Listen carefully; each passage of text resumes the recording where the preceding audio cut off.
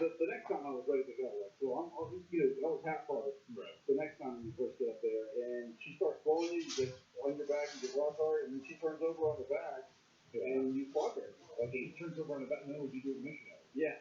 Oh. Yep. Yeah, I would think, can you kiss her, or do you? No, there's no kissing. No. You can grab her boobs when around. how long did it go on? How long did you last? Probably a minute or two. All very exciting because and I was 20. Is she like making noise and moaning, or is she crying? Oh, She's drunk, Howard. Drunk. But seriously, what is she doing? no, they moan and it's like a porn performance. Is there music playing? Is it the club or?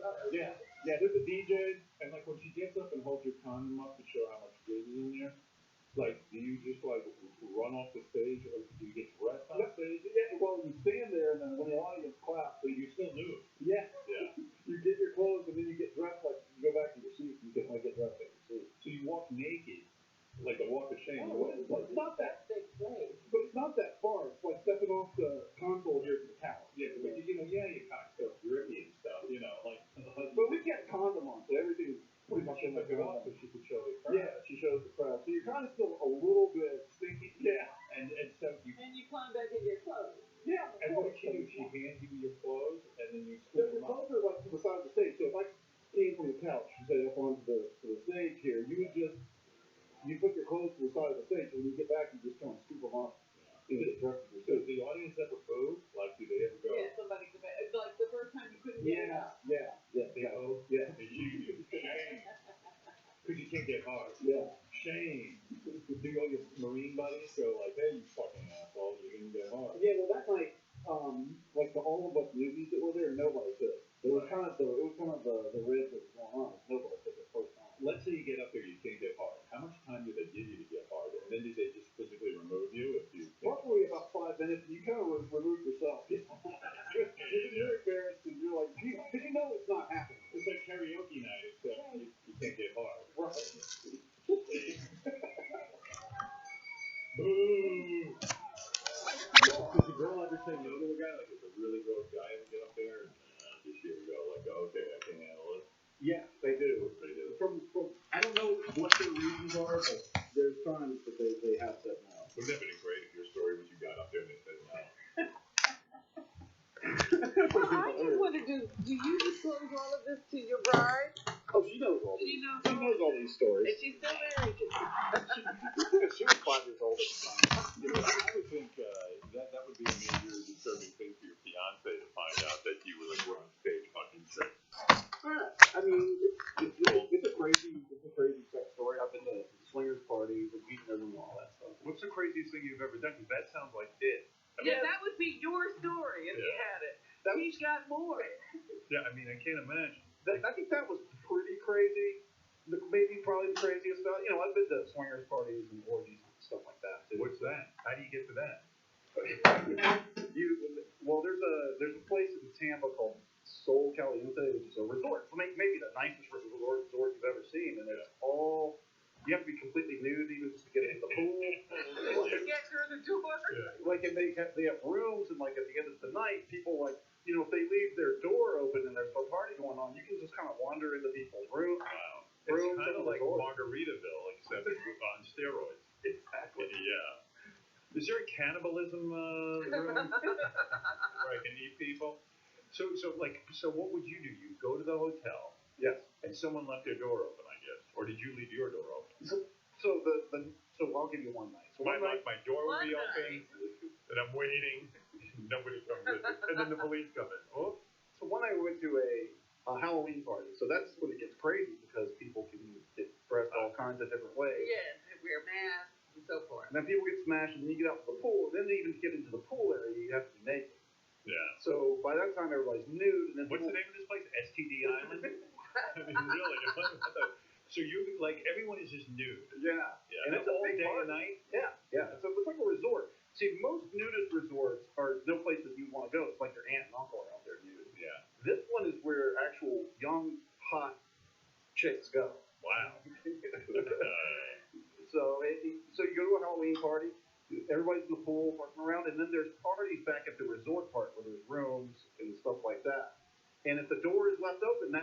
anybody can kind of wander in. So like on your floor, you saw a door open and you go in. Well, these are all facing the outside. So there's a parking lot, and then there's rooms. The doors all facing the outside, so you kind of just wander around. And there was across the parking lot. There was a door open. So you wander in a room. Yeah. And like, what's going on in the room? it's a huge. The beginning parts of a huge sex party are going on. Right. And what does that look like? So there's guys, at the beginning, people are kind of talking and breaking the ice and getting drunk, and then, there's somebody all of a sudden who's getting blown on the couch. Because they're nude. Yeah, It doesn't take a big leap. You know that this is a sure thing. Yeah. right, 100%. Yeah. That's why everybody's there. You ever get STDs from all this shit? Once on Okinawa, I got what's called an NSU, non-specific urethritis, that I had to get take antibiotics for. Other than that, no, I've always used condoms. I had this backpack that I carried with me with a whole probably 100 condoms. It was all condoms. I would think like at least in my case, walking around nude would be a major turnoff to a woman.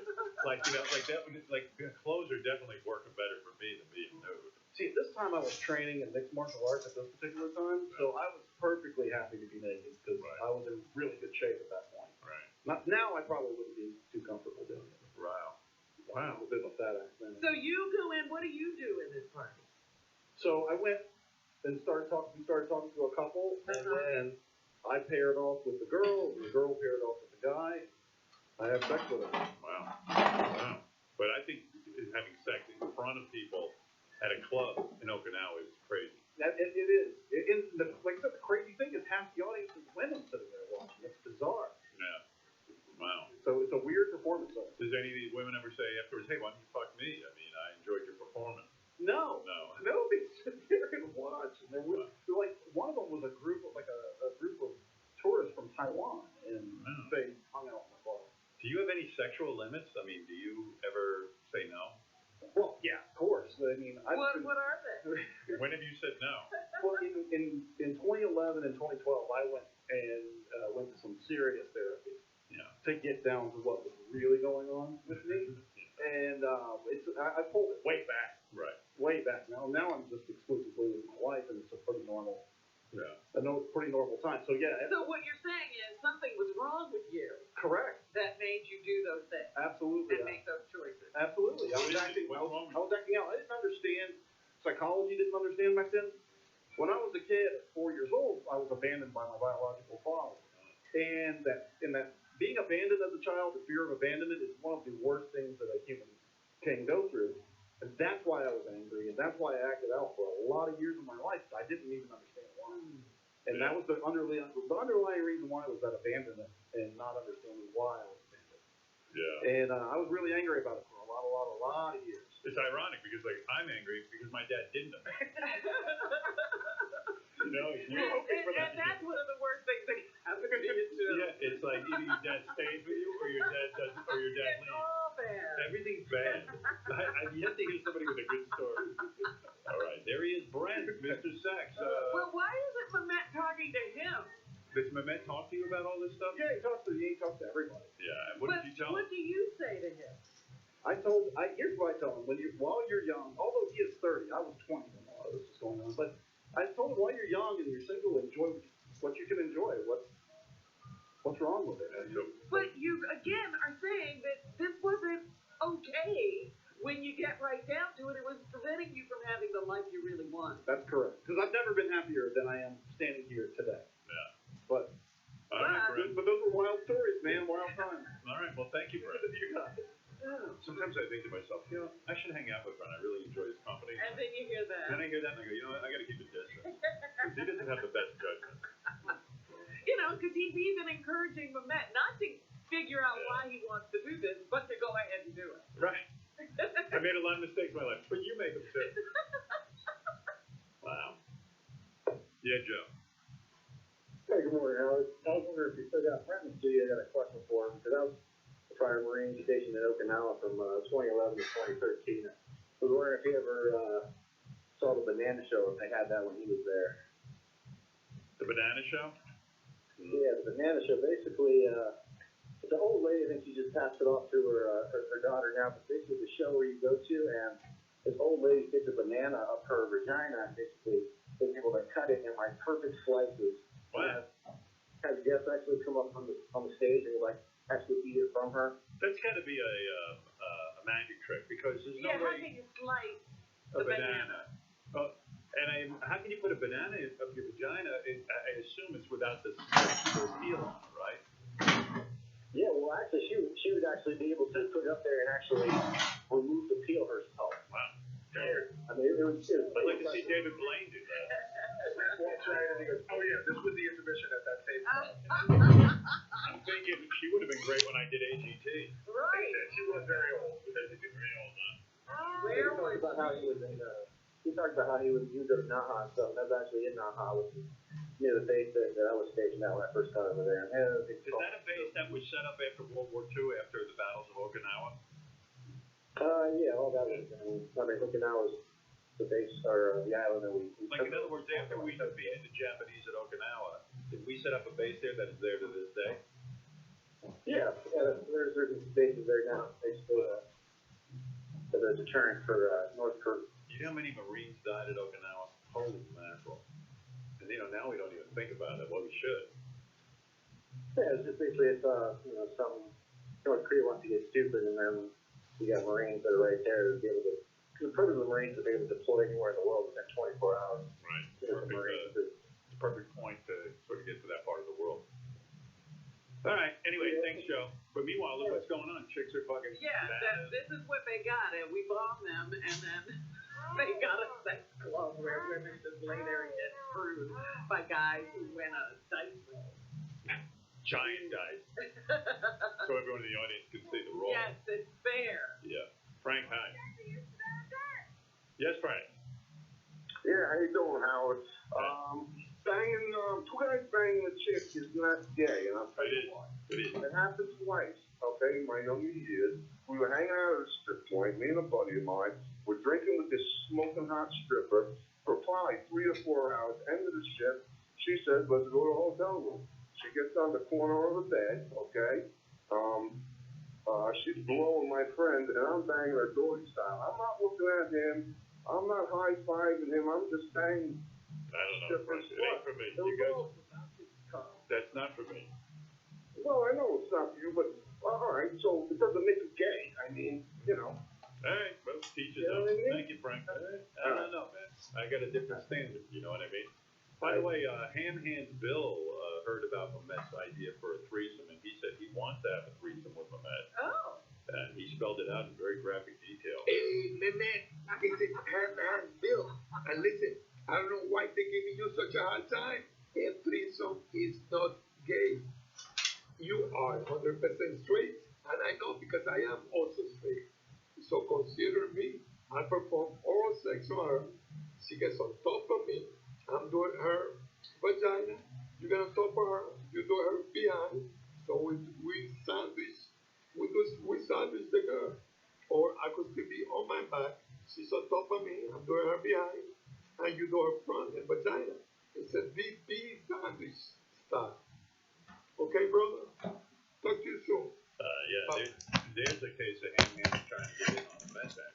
Well, I was thinking of the position he was describing, and in the first one, Mamet will be able to gaze into his eyes. Well, did you realize too that whoever proposes it always has the vagina, and he gives the other guy. Everybody else gives the. All right, Guy, I got to take a break, but I'll let you have the last word on the phone. In Ohio, it's Guy. Guy, go ahead. Yes, Guy. Guy? Oh, Guy. Sounds like a good one. Yeah. Hello. Hello. Hello. Oh. Oh.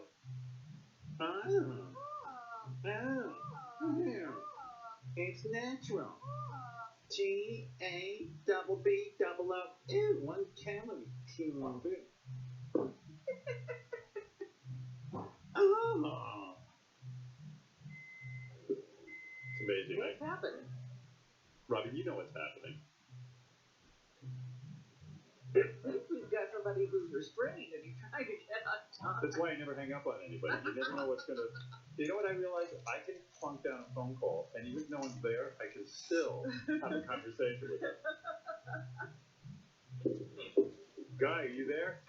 Listen, he's wrestling around trying to get out of the street. Yeah. Yes, I'm here, Howard. I love you. Look at that. What? Dude, where were you? I was working. I gotta pay for this phone call somehow. Hey, and I'm not trying to make a joke, but I Yeah, want by to the way, let you the know- last guy who called me, who was working while he called me, I get sued. Right. Which is great. It's really, really great. And I'm like, oh, that's fucking ridiculous. But anyway, Guy, yeah, go ahead. What's up? Okay, I wanted to let you guys know that about a year and a half ago on The Walking Dead, which is still good, but we're going to point to a place where it jumped the shark. Okay. Okay, a few episodes after the hot chick with the 2 kids died, which Rick should have fucked, but then they went 2 years where all they did was make out a couple times. So within 2 episodes, he's fucking the nigger. Oh boy. Oh, you Hi, mean, Robin. well, all right, well, and the N-word That aside, came out of left field. you're saying The Walking Dead has jumped the shark because Rick's girlfriend's black? Yes. See, I was thinking just the opposite. I think it's really hot that Rick's banging that chick. First of all, I think that chick's really And hot. they're hot together. And she's got But wouldn't you rather have seen with the hot chick with the 2 kids than where he killed her husband? Are you really like that racist that you think that that chick's like a nigger? Like you still talk like that? Of course, you do the same thing, Howard. You know it. No, I don't. Have you ever dated a black chick? I paid for them. No. Well, Well, that's interesting. yeah. I don't get that attitude, dude. I mean, in this day and age, seeing a white guy fucking a black chick ruins it for you? I'm just saying that I would have rather. Why it seemed like the writer rushed into it. He had 2 years where In other words, I understand what you mean if you're saying they could have more of a build-up, like it came out of nowhere. Yeah. Right. That argument I understand, that like Rick all of a sudden is with I can't think of her name. Michonne. Like they should have been sort of all right, Michonne. You saying nigger, I say Michelle. Yeah, we call her by her name. Darky. Yeah. But there should have been a romance building up to it. That I'll agree with. But as far as interracial sex, although I did find myself watching and go, ooh, taboo. Taboo sex. But, you know, you're a 60-something-year-old man. Yes, it's taboo. A 40-year-old man is not safe. That's right. All right, guys, thanks. Bye. But don't refer to me as that age. Yeah, you. Should know better. There's no way I'm that age. No, you're not. I'm not. I'm so fucking youthful. But then you have to stop saying taboo because that's an old guy. 1 calorie. Taboo. T. Hello. Hello. It's natural. It's natural. TABBOO. 1 calorie. Taboo. A sex tip from the Stern Show's resident dirty old man, Ronnie the limo driver. Hey, it's Ronnie with another sexy, practical sex tip. You lay a girl on her stomach. You take your middle finger, not your index finger, and you run it down her belly, up the back, from the top of her neck, right to the top of her ass. Right in that little crack area is a very sensitive spot for women, like slow, round, and snuggles. And then you get decide whether you want to stick your cock in her ass or stick in her vagina. She wanted to leave the place. Another sexy tip from Ronnie. The Howard Stern Show. The Howard Stern Wrap-Up Show. Robert Kraft, owner of the Patriots. What happened when Bon Jovi was on the sidelines for a Jets-Patriots game? My wife was always just a great lady, and Mara looked at Bon Jovi and she goes, fuck the Jets. The Wrap-Up Show, live on the Howard Stern Show. Hi, this is Lori Grenier. You've seen me on Shark Tank. If you're like me, you probably rely on your phone to get things done. So I know you'll want to hear about Cabbage's mobile app. Cabbage has created a simple way for business owners to get funding from their phones. Download the mobile app and you can complete the application in minutes and access funds anytime. Cabbage has provided over $2.5 billion in funding to 90,000 small businesses. Download the Cabbage app today or call 888-CABBAGE. That's Cabbage with a K, K-A-B-B-A-G-E. You know, the CNBC's new show, The Partner, follows 10 contestants who are all vying for the job opportunity of a lifetime. Imagine a job that offers a $500,000 contract, equity stake in a multi-million-dollar empire, and a chance to work directly with one of the most brilliant minds in business. Wait a minute, where do I sign? Marcus Lemonis. You know him? Not really, but I think I'm going to get to know him. On the new CNBC show, The Partner, Marcus is searching for someone he can trust to keep his empire growing. On his new series, he conducted the most intense job interview you could imagine, and picked 10 contestants with serious business credentials for the show. The contestants will face challenges that will test their experience, knowledge, and ability to think on their feet. He's not just looking for an employee, he's looking for a partner. Watch to see who succeeds, fails, and ultimately becomes the partner. The Partner series premiere is tonight at 10 p.m. Eastern and Pacific on CNBC. That's tonight. 10 p.m. Eastern and Pacific on CNBC. Hear that? That's the clock ticking down to April 14th, tax day. It's also the clock ticking on you waiting to get identity theft protection. As the second W-2s are out, your personal information could be exposed. In fact, IRS identified approximately $4.1 billion in suspected identity theft tax refund fraud in 2015. And it doesn't matter if you're expecting a refund or not. Thieves can still file a fraudulent return and leave a mess you have to try and fix by yourself. Who's got time for that? Good thing there's LifeLock. With LifeLock, you'll have a team of U.S.-based specialists who know the steps to take and the calls to make to resolve a problem like tax fraud, whether it happens during tax season or any time in the future. Don't wait until you have a problem. Join now and get 10% off. Head to lifelock.com or call 1-800-LifeLock and use promo code 100. That's promo code 100. LifeLock. Hey, how you doing? This is Jimmy from Depot, and I got a very important service announcement to go out from all the guys out there. This might be a little difficult for you to hear. You might not be sure about what I'm about to say, but listen to me. I know what I'm talking about. You need to trust me. Trust Jimmy, okay? It's going to save you money. It's going to help you out with everything. You ready for it? Strippers, they don't love you. You hear me? I'm going to say it again. The strippers, they don't love you. What you need to do is save your money, buy a Jeeper, go home to your wife or girlfriend, allow them to get a good night's sleep, and then wait and see what happens. Hopefully, it's going to be a different person. Most likely, they'll stop stripping for you. So now you got free stripping, look at all that money you're saving, a good relationship, and everything. All because you bought a Jeeper. You see what I did for you right there? I save your money, I get you free stripping, and you got a Jeeper, and you get a better night's sleep. Go to Jeeper.com. That's Jeepa.com, and let the stripping begin. Yeah. Hey-o. Dish Network and Dish Maple Leaf getting to Netflix should be easy, but getting to your favorite shows when you have a million remotes and inputs to switch is anything but easy. And Dish knows because they listen. That's what they do. Dish heard you. They fixed it. With the Hopper 3 DVR with Netflix integration, you don't have to change inputs or remotes to access Netflix. You're going to get all your favorite content in just one click. Plus, you can search for Netflix content using your voice with the Dish Voice remote. Dish makes it easy, which gives you more time to unwind with the shows you love. To learn more, call 1-844-CALL-DISH. Or visit Dish.com. Dish tuned into you. Call 1-844-CALL-DISH or visit Dish.com. Require separate subscriptions to Dish and Netflix. Voice remote sold separately. Monthly fees and other restrictions apply. Call for details. Dish Network. Thank you. Okay, let's talk to, we got a full bank of phone calls. I'm trying to get to as many as I can. Let's go to Adam. Adam, you're on the air. Go ahead. Hey now, Yeah.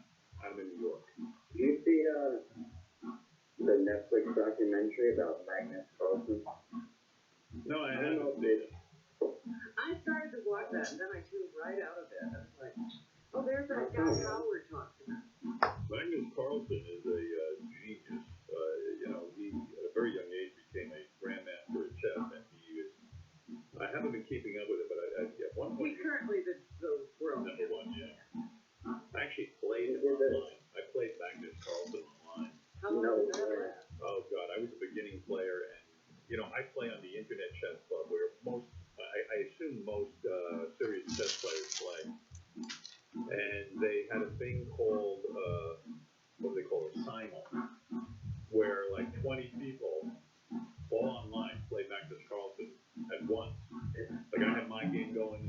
scene of a guy sitting next to me having a game going this and that. And Magnus Carlsen goes from move to move. And I had only been playing for a couple of months, and I just fucked the whole thing up. I got so nervous, and he didn't know it was me. I was anonymous. A friend of mine set it up, and oh my God, he just took me apart in seconds. He's a grandmaster. Yeah, they see things in a whole different way. And if you really do get into the game of chess, you start to see how brilliant someone's mind can be, the way they do tactics. I often think that all our army generals are chess players because tactics are key in the combat and key in chess. So it really is, it's a lot, it's so involved, it's so brilliant. But, I actually just got back into playing chess again. Oh, you are? Yeah, I got back into it, and I don't know why, all of a sudden, after 3 years, my attitude changed. I couldn't play for 3 years because whenever I lose the game, I get so upset that it interfered in my life. I would get so fucking crazy that I began to really say, what am I doing? My wife is, you walk around the bad move all day, you're playing the game over and over again in your head. I'm completely distracted. And I really, I guess I came to the conclusion after 3 years, I'm never going to be really good at this game. I don't have that capacity. And so why not enjoy it? Well, that's what I kept trying to say to you. Can't you just sit down and enjoy the process of playing the game? The other day I played a guy online, just getting back into it. And I saw the guy's name online and I realized he must be a fan of our show. Based on the picture he used to represent himself. And then he had a profile saying certain things about the show and the profile. I could tell he was Superman. So now I'm playing with chess. And now I know what Superman feels like with his secret identity. Because he doesn't know he's playing me. The guy whose show, he clearly named himself this name that has to do with our show and various things. And I said, oh, imagine if he knew he was playing me. Now, Superman is Clark Kent, and I imagine he goes through the day thinking, I don't know, I'm supposed to tell somebody that I'm really Superman, but I can't, because that'll blow it. Then everyone will know it's me, my secret identity. That's right. Why would I have a secret identity if I'm going to tell? And the same with me on the Internet Chess Club. I have my secret identity. Why would I then tell, if I tell this kid, it starts to get out, so-and-so is really Howard Stern. That's right, and that would ruin it, and then that would ruin the game. So I'm sitting there going, boy, I just would love to tell this guy. And I actually beat the guy, and for a minute I thought, no, I'm keeping my secret identity. You got to. Yeah. Well, that's what happened to me when I used to go online in the early days when they had Prodigy and AOL. And, you'd be having a conversation with somebody, and you're anonymous, and then all of a sudden you see the hot chick, and I go, the hot chick? And she's ignoring me, but if I tell her I'm Howard Stern, then suddenly she'll talk to me. So then I would say, I'm Howard Stern. And then for the next 15 minutes, the conversation would be proving I'm Howard Stern. And then the hot chick started paying a lot of attention, telling me what she was doing sexually. And then the kicker always was, it was a dude anyway. It wasn't even a hot chick. I was having sex with a man. I remember that. Yeah. Yeah, it never worked out very well. So keep your identity to yourself. Yeah. You're going to do the secret identity thing. Really do. Robin, what would happen if a big Hollywood celebrity called into our show right when he was at the award show and he was at like the Oscars? What would happen? It would be mind-blowing, right? Sure. Well, listen to this. Absolutely. Love ya. Bye-bye. And we have a caller from 903 area code. Hello. How are you today? Hi, I'm great. Who am I speaking to? Oh, don't worry about my name. I'm at a horrible award show right now. It's simply dreadful. Oh, wow. Do you like award shows? It depends on the award show. Everything is so I'm political. sorry. You have to say that again. It's very loud. Okay, I was saying that sometimes I feel like we don't always focus on the awards. Oh, the orchestra played you off. I guess you were talking too long. Whoa. Who's your favorite actor? I think Kevin Costner is a good actor. Well, they're here and they're an arsehole. Oh, okay. I didn't know. I don't know. What was your favorite movie this year? I would say Hidden Figures. I turned down a roll in that one. Oh, great. Because I thought shit. Oh, and is it up for, There's so many award shows this time of year. All the women in Hollywood spend so much time together at these things that they start getting their periods at the same bloody time. oh my God. How do I know? The nose knows. Oh, okay. Meryl Streep. Oh, good God, another award for her. What's this one for? Sloppiest pussy. Boo! Boo! Bravo! Wow. I got another caller that I have to get to, but, I definitely. Oprah Winfrey is sitting right in front of me and she keeps breaking wind. Then she pretends she doesn't know where it's coming from. All right, well, you have a good evening. I know a black woman from Alabama. I've been around the block. Oh, I just remembered something. Your show's done. all right. We do get the worst of the worst. I don't know. Somebody, I don't even want to talk about award shows right now. Thank you anyway. You got a laugh. Hello, Young Brother Clara reporting live from Long Beach, Peloton. What are you supposed to be? Just like that, dude. You can be dressed as fucking Wonder Woman. Fat piece of monkey shit. Hey, who are you supposed to be? Harley Quinn, of course. Harley? Yeah, you're Harley fitting in that costume. Fat girl, huh? Yeah, you're a big old fat girl, aren't you? Your gun ate your utility belt. What happened? My what? Your gun. Wonder Woman, huh? Yeah. Big old Wonder Woman. How you doing? Yeah. I got a suggestion for you. More Golden Lasso, less Golden Corral, okay? Alright, we'll do that next time. You got the clown. Who you supposed to be? Ego. Hey, what's your thing in your waist there? 200 pounds. But that's what your scale says, too. And now, Whack Hacker, High Pitch Eric interviews for a job. Think about the person that likes single lines. What would they say about you? Oh, they would say, oh,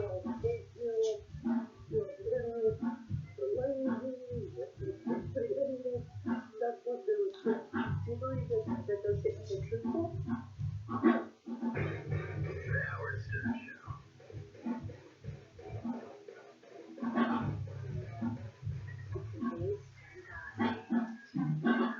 We get drunk and listen to BB. We practice the harmony. It's like, and the lights all went down and Drive home with Sternatology.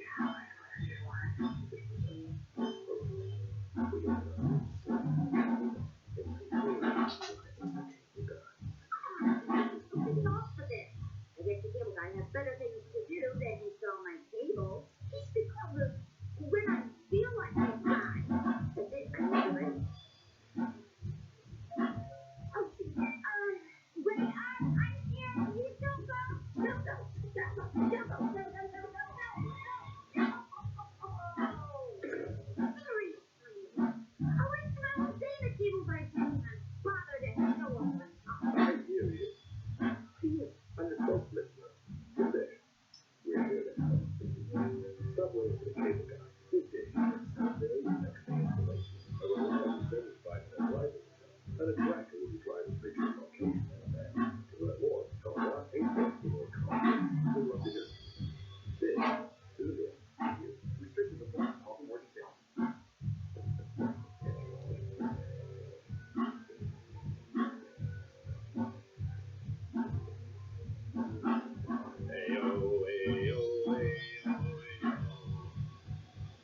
It used to be that a small business needed a landline. Today, landlines are a thing of the past with Grasshopper, the entrepreneur's phone system on the road, on vacation, or at home. Grasshopper helps you sound professional and stay connected to your customers and team from wherever you're working. When you get all the features of a business phone system and the freedom of a cell phone with Grasshopper in just a couple of minutes, you can be making and receiving business calls using Grasshopper's iPhone and Android apps. You can get a new phone number or easily transfer over your current one. Features include toll-free mobile numbers, extensions for everyone on your team, voicemails transcribed and emailed to you, and so much more. Simply forward your new number to your mobile phone or office phone. You'll join over 250,000 entrepreneurs who use Grasshopper. See how it works at grasshopper.com.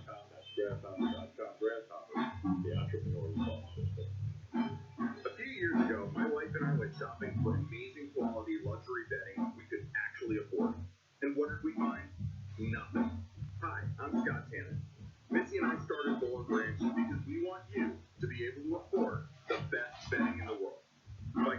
middlemen and only selling online at BowlandBranch.com. Our award-winning sheets cost less than half of designer brands and are twice the quality. Every set is crafted from 100% organic cotton. They get softer and softer over time. That's why we have thousands of 5-star reviews, and even 3 U.S. presidents have Bowl & Branch sheets. There's no risk.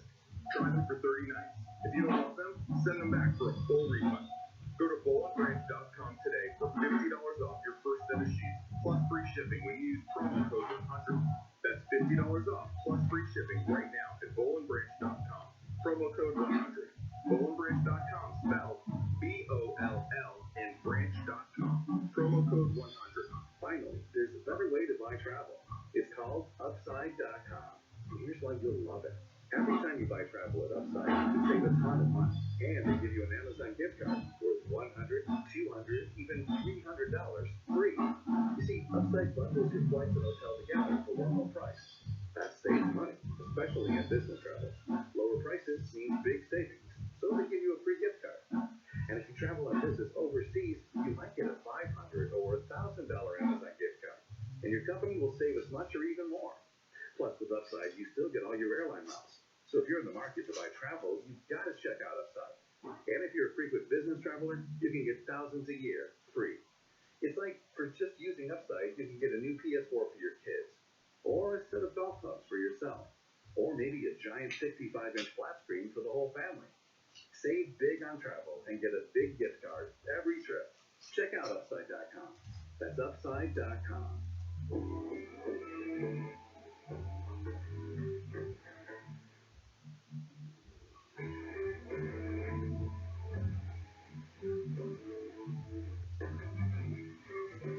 Hey, what is this? CNBC's Partner. All right. CNBC's new show, The Partner, follows 10 contestants who are all vying for the job opportunity of a lifetime. Imagine a job that offers $500,000 contract, equity stake in a multi-million-dollar empire, and the chance to work directly with one of the most brilliant minds in business, Marcus Lemonis. You want to get into this, right, Robert? Absolutely. On the new CNBC show, The Partner, Marcus is searching for someone he can trust to keep his empire growing. Sounds like real stakes. On this new series, he conducted the most intense job interview you could imagine and picked 10 contestants with serious business credentials for the show. That's the problem, you don't have serious business credentials. Well, I didn't make it. The contestants will face challenges that will test their experience, knowledge, and ability to think on their feet. He's not just looking for an employee, he's looking for a partner. Watch to see who succeeds, fails, and ultimately becomes the partner. The Partner series premieres tonight at 10 p.m. Eastern and Pacific on CNBC. That's tonight, 10 p.m. Eastern and Pacific on CNBC. CNBC. CNBC.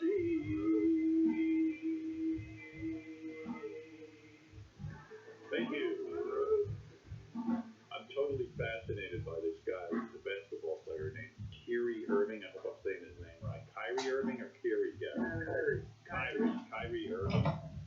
He's a guy, I don't know how they even got onto this with him, but he believes the earth is flat.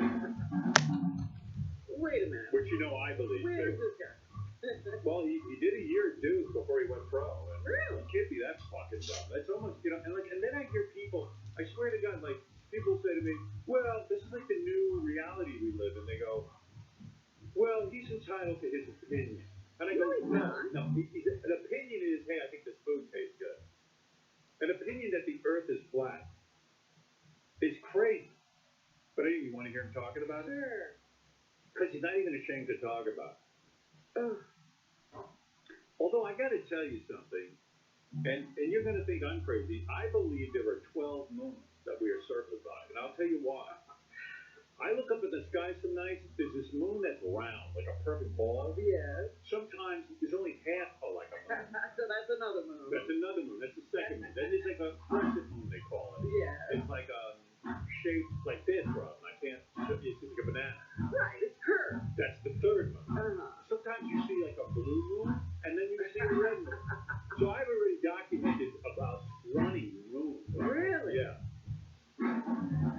But in all seriousness, I gotta be honest with you, I do look out on the horizon where I live, and it does appear the earth is square. But you can go right over the edge. So I know what this guy's talking about. Well, what about all those cruise ships? Damn, I have to figure that out. You know what's so funny about this guy? Like, I can go to this guy and go, okay, you think the Earth is flat? Well, I think basketballs are shaped like triangles. Yeah. Say me another nine. I go, well, that's Europe. That's right. I listen to this guy, Kyrie Irving. Great. Do you believe the Earth is round or flat? For what I've known for as many years, and what I've been taught is that the Earth is round. Yes. But I mean, if you really think about it from a landscape of the way we travel, the way we move, and the fact that can you really think of us rotating around the sun and all planets aligned, rotating in specific dates, being perpendicular with what's going on with these planets and stuff like this. How are you going to put planets in quotation? Because there's no concrete information except for the information that they're giving us. They're particularly putting you in the direction of what to believe and what not to believe. That's right. There's no There's a bunch of people trying to make you believe it. There's no concrete information except for the concrete information we have. He doesn't even understand the term perpendicular. No. Well, isn't he great? But he sounds like a reasonably intelligent guy. And he's one of those non-intelligent guys who uses big words that he doesn't understand. Want to hear more? Because the argument goes on for a while. Flat Earth thing. Because reporters saying, hey, flat Earth thing, like, you're saying the Earth is flat. Does it matter? Yeah. For what? What's so important about that? Yeah. Out of all the podcasts, that's what you took out of it? The flat Earth? I mean, it doesn't really have a relevance over my life. I just feel like that the fact that it's even a conversation is hilarious. Or you did say Earth and relevance. That can actually be moved. Like everything that's going on, how everything the world is flat. So, I mean, does it matter? That's what I'm asking. Everybody wants to know. Okay. Because they go all upset about this now that's getting attention. Like, hey, come on, man. Well, you talked about it. You knew it would be controversial if all those people have been steering us to say the Earth is round. Yeah. I think I went to school with this guy. I can remember him punching me in the face. Yeah. Have you ever tried to reason with a guy who's that level of intelligence? No, I wouldn't waste my time. Yeah. Sometimes I was backed into a corner. I had to try. Oh, it's fucking crazy, isn't it? The other crazy thing is that a couple of people wrote me, including Jimmy Kimmel, but he said, have you heard this show? There's a podcast that's like now the #1 podcast. It's called Missing Richard Simmons. Have you heard about it? No. Yeah, it's a guy, I guess he used to go to Richard Simmons' exercise classes in LA. And also, he developed a friendship with Richard Simmons, so he's even invited to dinners a couple of times. So the guy put together a podcast that's devoted only to figuring out what's going on with Richard Simmons. Wow. And this can be sustained for them? Well, I haven't actually listened to the whole thing. I get clips, so, I don't know if it could be sustained, but it's a pretty serious show, and I'll probably have the guy on who's the host. It's only a half an hour a week. It's a half-hour week, yeah. Really quick. Yeah, I know, but it is hard to sustain, like, what's going on with Richard Simmons, and yet the guy, he interviews everyone sort of close to Richard Simmons, who's got to, just speculating on what's going on. These aren't people who've seen Richard. These are people in Richard's house. Well, some of them were, and now they're, they've seen shit go down, so I can play you some clips from it. What is being said? You know what was kind of funny, too? We did a bit. When did we do the bit In Search of Richard Simmons? Was it like almost 2 years ago? I would say a couple of years ago we did a bit on our show where we produced a phony show called In Search of Richard Simmons, voiced by Leonard Nimoy. Yes. And sure enough, somebody actually, I think, ran with the idea. Because if you remember the bit, this was the bit. I'm Leonard Nimoy, and this is In Search of. This week, we're searching for one of the most elusive candy-striped shorts wearing aerobic instructors of the American West Coast. Campers have reportedly heard cries of "Gary, where are you?" deep within the woods. Gary, where are you? Reuters have recently reported spotting Lady Reebok tracks behind the Playboy Mansion. If you spot this creature sweating to the oldies, do not approach it and hide your wives from this macho coxman. Can I have a Kleenex, please? Be warned, he is attracted to only women and may attempt to inseminate them. Give me a touch me. Can we just hold hands for a minute?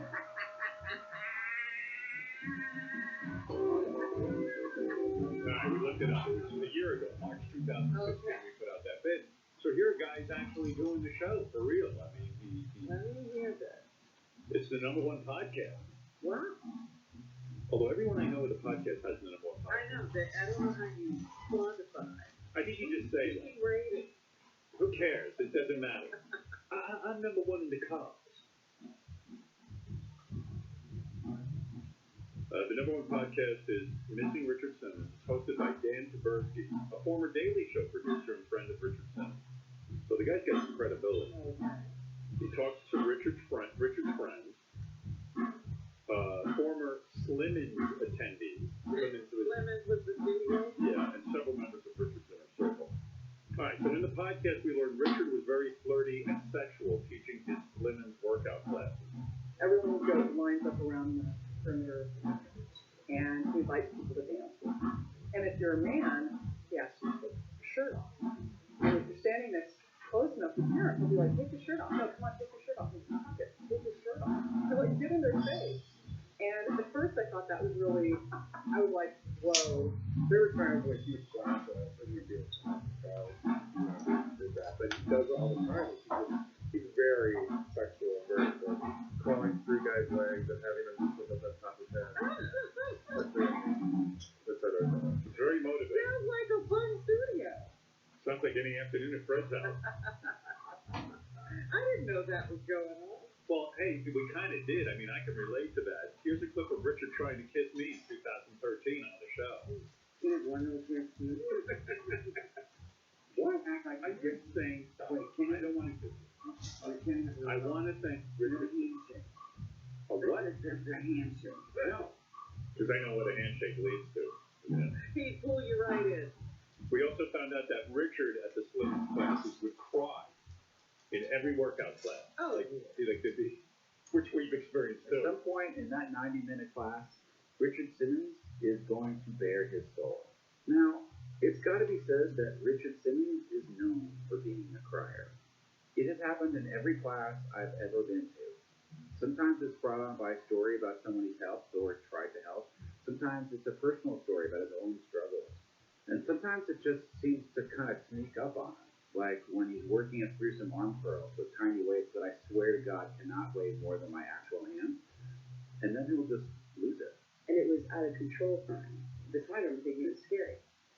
Because you don't know what to do. Because you're sitting there doing like jumping jacks. Yeah, he takes it to, it goes so far. And then he's crumbling right in front of you. You're like, why should he, what do we do now? Yeah, I mean, we saw During the jumping jack? Yeah, but Richard would start crying crazily even during our show to the point that it would be like and you go. And you don't know what to do. Yeah, you don't. Here, this is from our show, 2007. I upset him. We could be on this podcast. Yeah. He ran out of our studio crying, and I tried to convince him to get out of the elevator and come back into the studio. Come back in. Come on. What do you mean like that? I'm okay, no. Richard, come on. Come back in. Don't go like that. Really? Are you for real? Richard, please, come on. Please come back in. Richard, come on. Come back in. I want to know. For real. Richard, please. Don't go. I'll wait for you.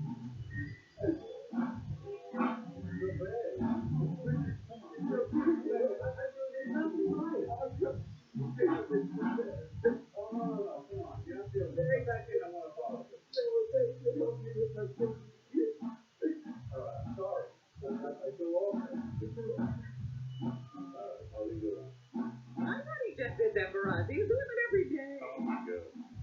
And it's really weird because, like, if you see the video of that, I'm rubbing his back, like trying to make him feel better. I felt so bad. I mean, the guy's a grown man sobbing. Yes. It's like, you don't know if it's Right. real.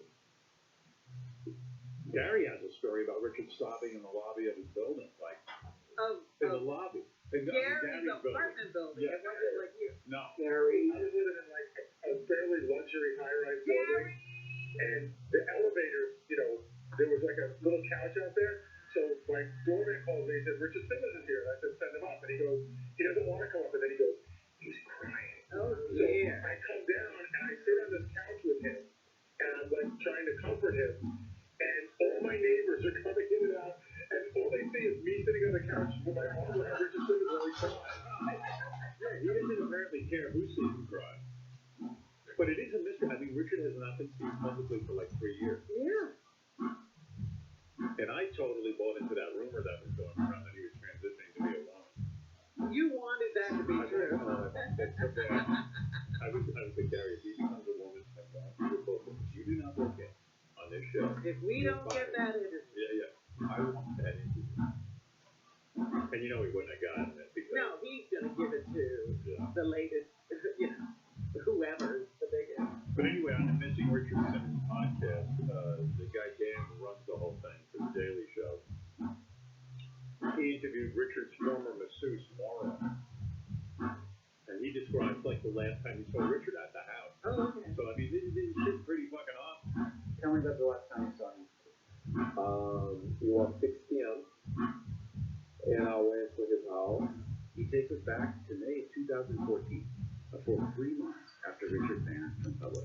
He was sitting on the living room, and he was very weak physically and mentally. He was trembling. Trembling, yes. He said, Mauro, I called you here because there was someone else who saw the car. I'm just going to stay here.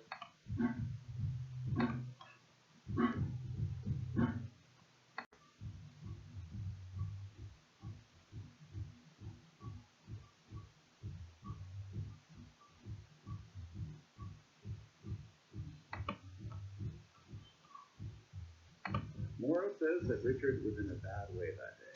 Depression. Brought on by, among other things, the death of his dog, Hattie. So I said, no, Richard, let's talk it over. Let's go upstairs. We have a massage room upstairs. So let's go upstairs. I'm going to massage you. I'm going to relax you. We're going to talk it over.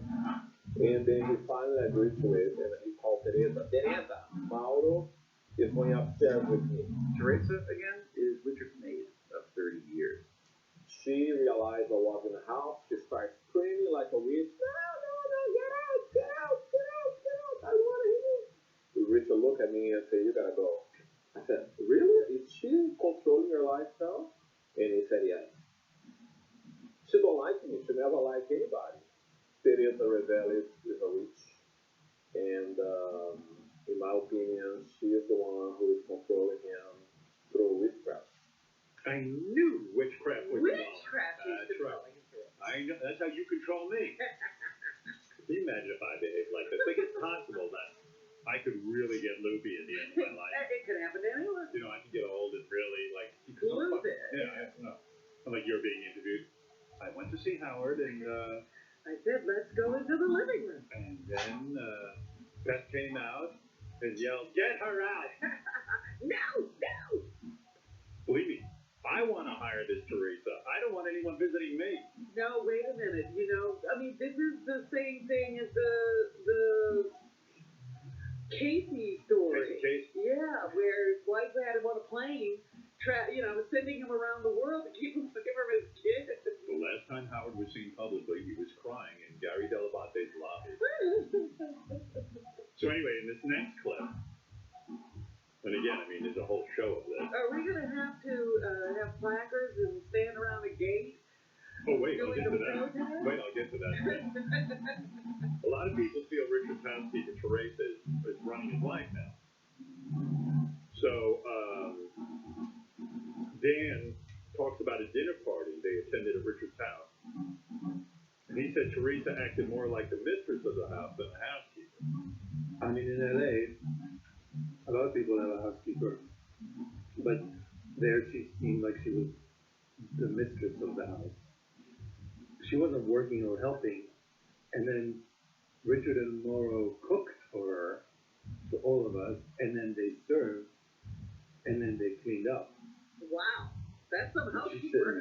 sat at the head of the table the whole time. She was just quiet and just waiting for this thing to be over. That's a shitty house. How the hell did she get this power? Well, again, this is all hearsay. No one's heard from Teresa. If she got it though, how did she get it? I don't know. All right, so anyway, you were talking about the gate. Yeah. Dan went over to Richard's house to check on it, but found out there's not even a buzzer at the gate anymore. Like, you can't buzz in. Wow. It's like a prison. Man, this might be a podcast I actually have to listen to. So we walk up to the new security fence to ring the buzzer. And then this. There's no buzzer. That's a kick in the head. Who doesn't have a buzzer? That's hardcore. I hate to say it, Richard's living my dream life. I don't want a buzzer in my house. Well, how are we gonna know if you're okay? Don't worry about it, I'm fine. There's no buzzer, it means I'm perfect. Sincerely hardcore. Somebody literally doesn't have a way for you to knock on. I'm thinking of phasing out my door altogether, just a slot for food. You remember at one point in my life I had built a room for myself that I would put a bolt on? You had a block. And the only one who could get in was my dog. I had a little dog door installed. Yeah.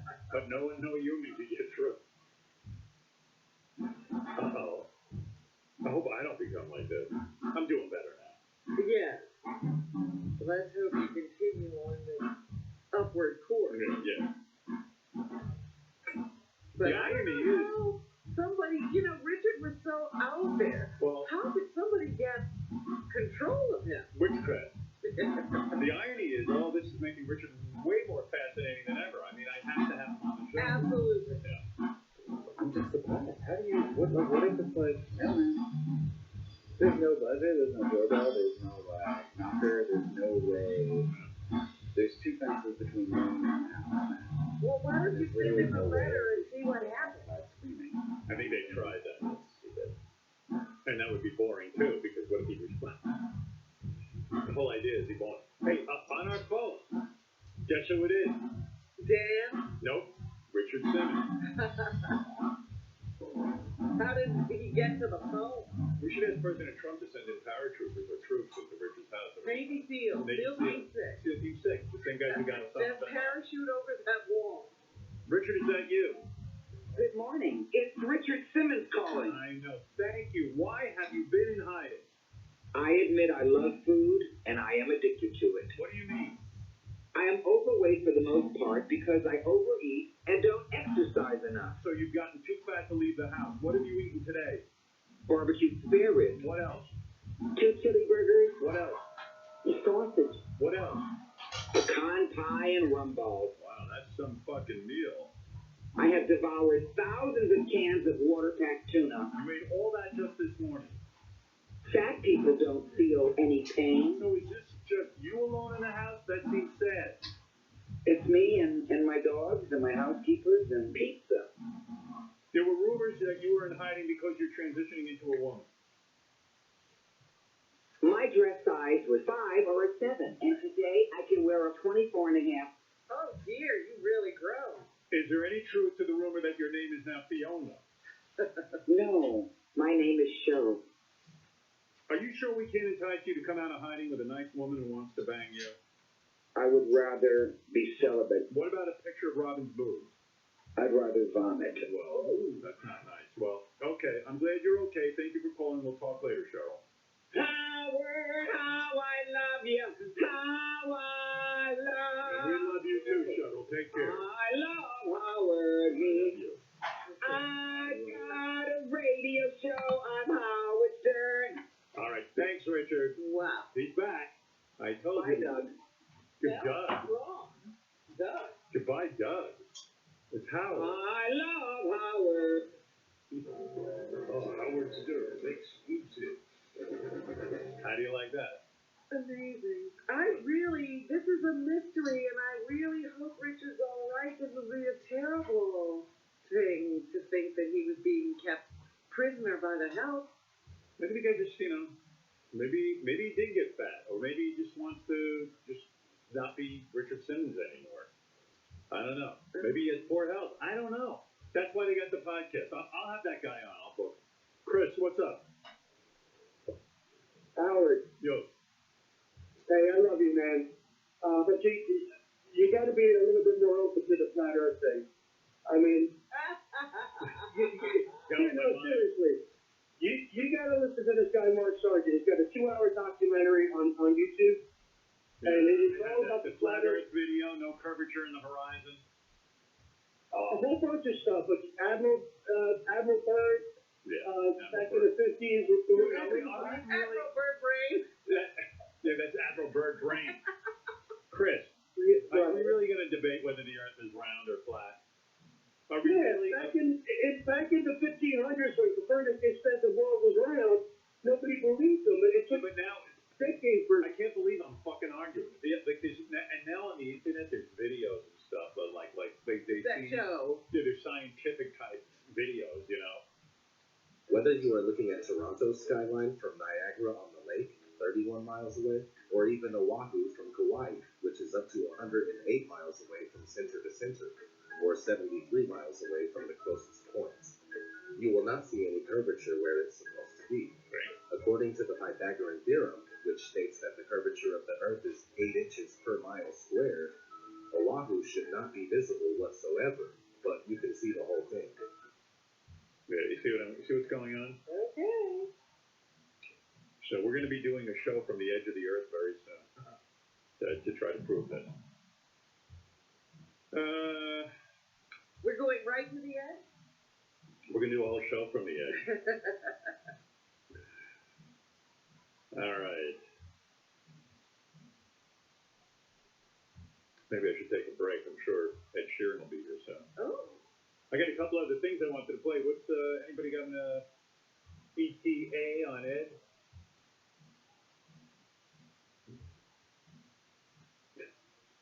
Nothing. What goes on out there? Like, where is he here in his car? Here. Oh, right here. Oh, okay. Well, I'll take a break. Thank you. Jerry! All right, we'll take a break.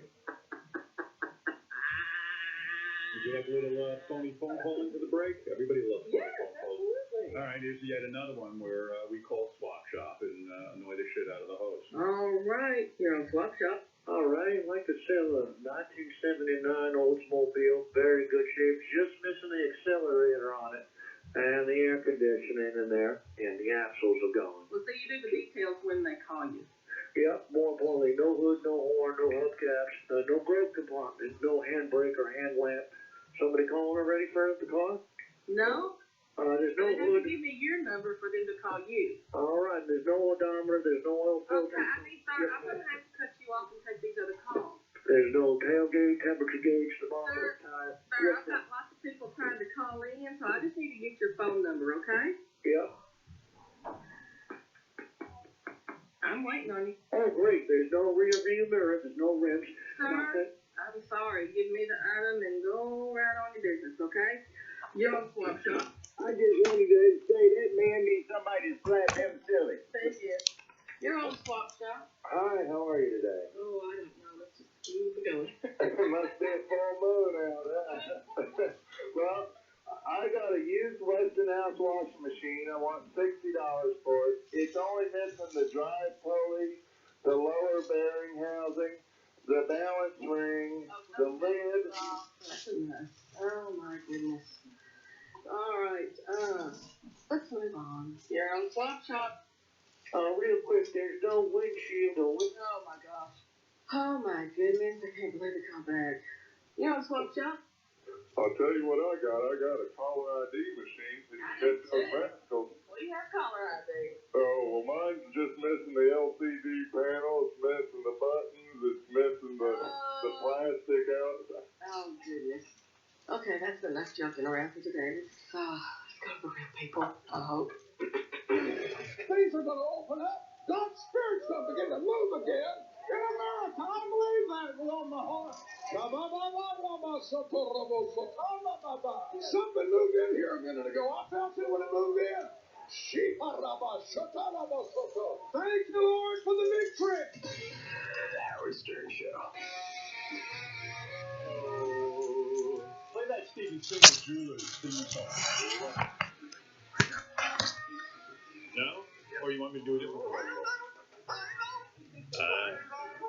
That's JD singing the Steven Singer Jewelers theme song because he got his engagement ring. He got the Steven Singer treatment. Yeah, and then he showed the ring on Twitter, on his private Twitter account. Sounds like he loves Steven Singer. That's right, he does. You know, they always say, oh, everyone hates Steven Singer. They're referring to the other jewelers because they're all jealous of the low prices that Steven gets and the high-quality diamonds. Go ahead, sing it, JD.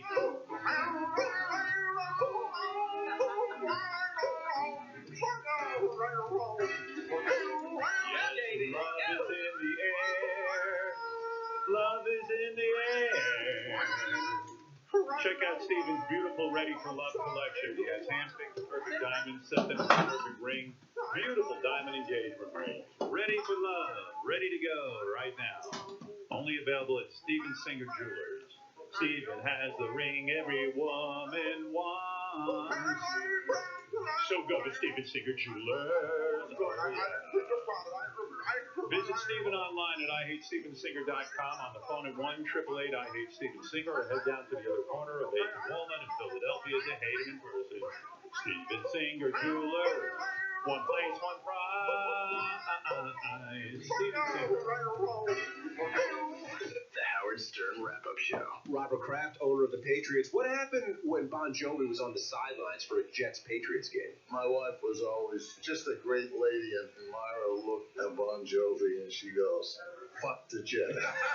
The Wrap-Up Show, live following the Howard Stern Show. Dentistry has come a long way in recent years, but if you've been seeing the same dentist your parents took you to when you were a kid, how would you know? I'm Fred Joyle, founder of 1-800-DENTIST. 1-800-DENTIST helps you find a dentist with the latest technologies, like CEREC. CEREC is the solution for same-day dental restorations. That's right, no more making multiple trips to the dentist. No more spending gaps of time with gaps in your teeth. With technology like CEREC, it makes your dental visit easier, faster, and more comfortable than ever. You no longer need that uncomfortable temporary. And you know that icky goo used for dental impressions? CEREC eliminates that too. So don't wait. Find a dentist with CEREC. To learn more about CEREC and book your appointment today, visit 1-800-DENTIST.com/CEREC. That's 1-800-DENTIST.com/CEREC. 1-800-DENTIST.com/CEREC. Call or visit today. Hey, how you doing? This is Jimmy from Zipa, and I got a very important service announcement to go out to all the guys out there. This might be a little difficult for you to hear. You might not be sure about what I'm about to say, but listen to me. I know what I'm talking about. You need to trust me. Trust Jimmy, okay? It's going to save you money. It's going to help you out with everything. You ready for it? Strippers, they don't love you. You hear me? I'm going to say it again. The strippers, they don't love you. What you need to do is save your money, buy a Zipa, go home to your wife or girlfriend, allow them to get a good night's sleep, and then wait to see what happens. All of a sudden, it's going to be a different person. Most likely, they'll start stripping for you. So now you got free stripping, look at all that money you're saving, a good relationship, and everything. All because you bought a Zipa. You see what I did for you right there? I saved you money, I get you free stripping, and you got a Zipa, and you're getting a better night's sleep. Go to Zipa.com. That's ZYPPAH.com. And let the stripping begin. Hi, this is Lori Grenier. You've seen me on Shark Tank. If you're like me, you probably rely on your phone to get things done. So I know you'll want to hear about Cabbage's mobile app. Cabbage has created a simple way for business owners to get funding from their phones. Download the mobile app and you can complete the application in minutes and access funds anytime. Cabbage has provided over $2.5 billion in funding to 90,000 small businesses. Download the Cabbage app today or call 888-CABBAGE. That's Cabbage with a K, K-A-B-B-A-G-E. We are Cremo, and we're here to ignite your love for grooming with our impossibly slick shave cream that's crafted to give you a closer shave from a time today is forgot. Because we still believe in the heart of a handwritten letter versus a text, the power of a frank picture instead of a social snap, and the superiority of a luxuriously rich shave cream, not a cloud of foam. Cremo Shave Cream, the soul of the shave. Look for the Cremo Crown at Target, Walgreens, and CVS.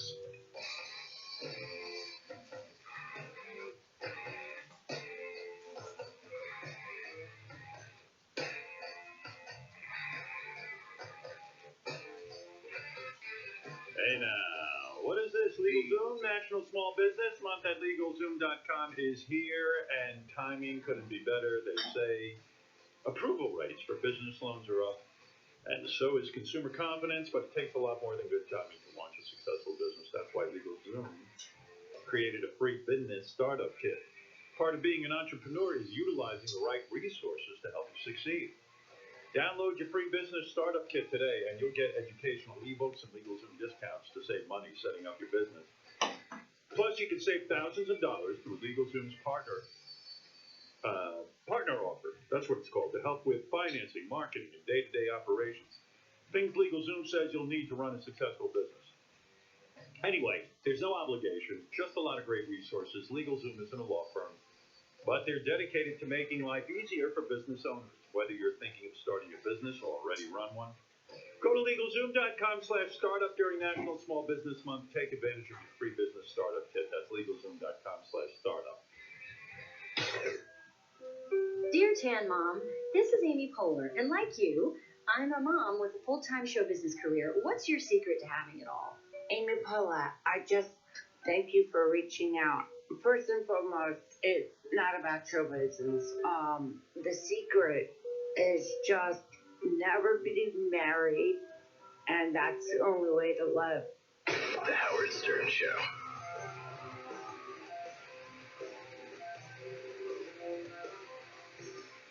Slider Harrison here with the top 5 worst callers in Stern Show history. Coming in at number 5, talk about lack of proper modulation. You overmodulated Greg. Yes, Greg. That time because the drug book had a thing on podcast, and I think Not only is mental health awful, his phone connection is awful. Proving women can be just as indecipherable as men. At number 4, it's Susie's speakerphone. Go ahead. Oh, hey, Howard. I was just in my presentation and... It's just you have a horrible phone connection. It takes balls to call Howard with a connection this bad. Here's Balls with number 3. Hey, Balls. Hey, I'm kind of trying to get people just kind of a manual. Jesus, phone calls today are so low level. Coming in at number 2, it's Clueless Brian with an important question, or so we think. Brian, go ahead, you're on the air. Hey, now, I call it David Rock. He has nothing with Asian sword that's facing him tattoo. Brian, I have no fucking clue what you're talking about. Dude, I gotta get off this. And flying in at number 1, here's a call that soars above the rest. Benny, you're on the air. I'm hearing from the control tower. Let me check in. Hello? Hey, oh, sorry, my phone's like being weird. Do you think your phone is weird? Yeah, I don't have a new iPhone. Separate me from my car and just look at my car. I know in your heart and in my heart, in Robin's heart, in all our hearts, my car is beautiful. I love it, Howard. I love my car. I'm not, I was fucking a little bit early with this emotion, but I really do like my cock. My cock is beautiful. My cock is beautiful. My cock is beautiful. It's true. If you say to me that his cock's ugly, well, I will say to you, my cock. It's beautiful. Fuck you. Baba booey, baba baba booey. Baba baba baba boo hi. Baba booey, baba booey, baba toothy my monkey. Baba booey, laugh lucky. Baba booey, baba booey.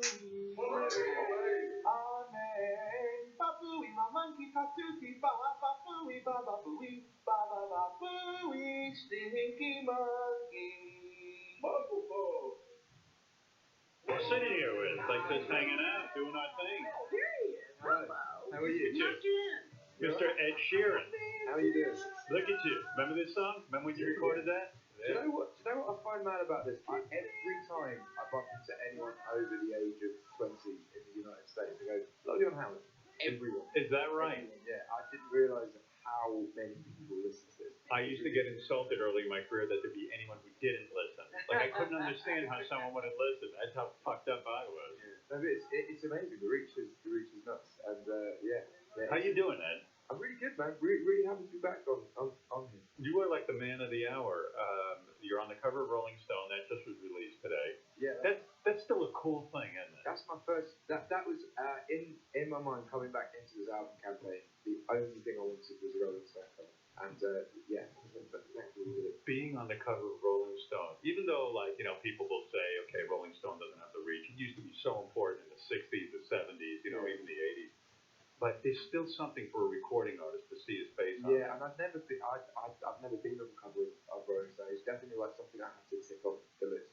Seems weird to me with all the success you're having and all the albums you're selling that it just finally took all this time. Yeah. You know what I mean? Well, I think there were opportunities to have it before, but there was no like now it's actually a moment. There's a new album out off the cover of Rolling. Like it's all come at once. Just having it come out of the blue was good. I think it was good that we waited. What I think is refreshing about you, because like to me, looking at music and having seen it, sort of evolve rock and all that, there's so many people who are so image conscious.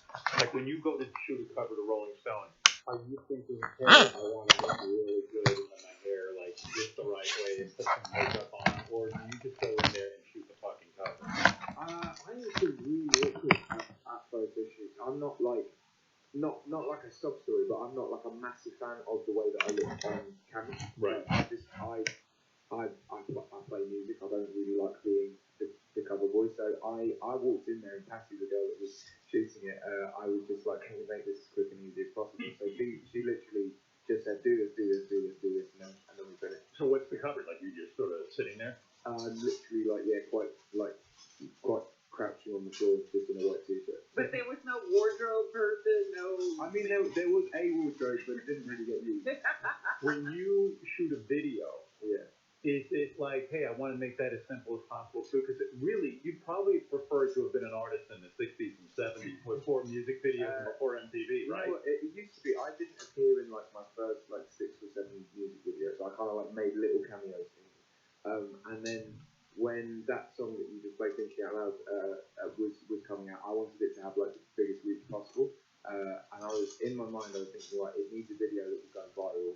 What will go viral? What is the least expected thing of me? And in my mind, I was like ballroom dancing because I don't think anyone thinks that. So that was like the first time I've like properly appeared in a video. But meanwhile, to me, and I still to this day don't get it, the only videos I truly love is when it's just a guy sitting there playing his guitar and singing. Yeah, the performance. The performance, like all this nonsense with like, there's got to be a story and it's like a little movie and all that stuff. It sometimes drives me fucking crazy. I think they can be clever. Like OK Go do really clever videos where they did it on the treadmills where they were jumping from it. Oh yeah, that was really but that was exceptionally clever. But if you like, I think when videos are like that and they're really like well thought out and it's more of a doing something wild that you can share with your mates on Facebook or whatever, I think that's clever. But I do agree with you. Just doing one for the sake of it.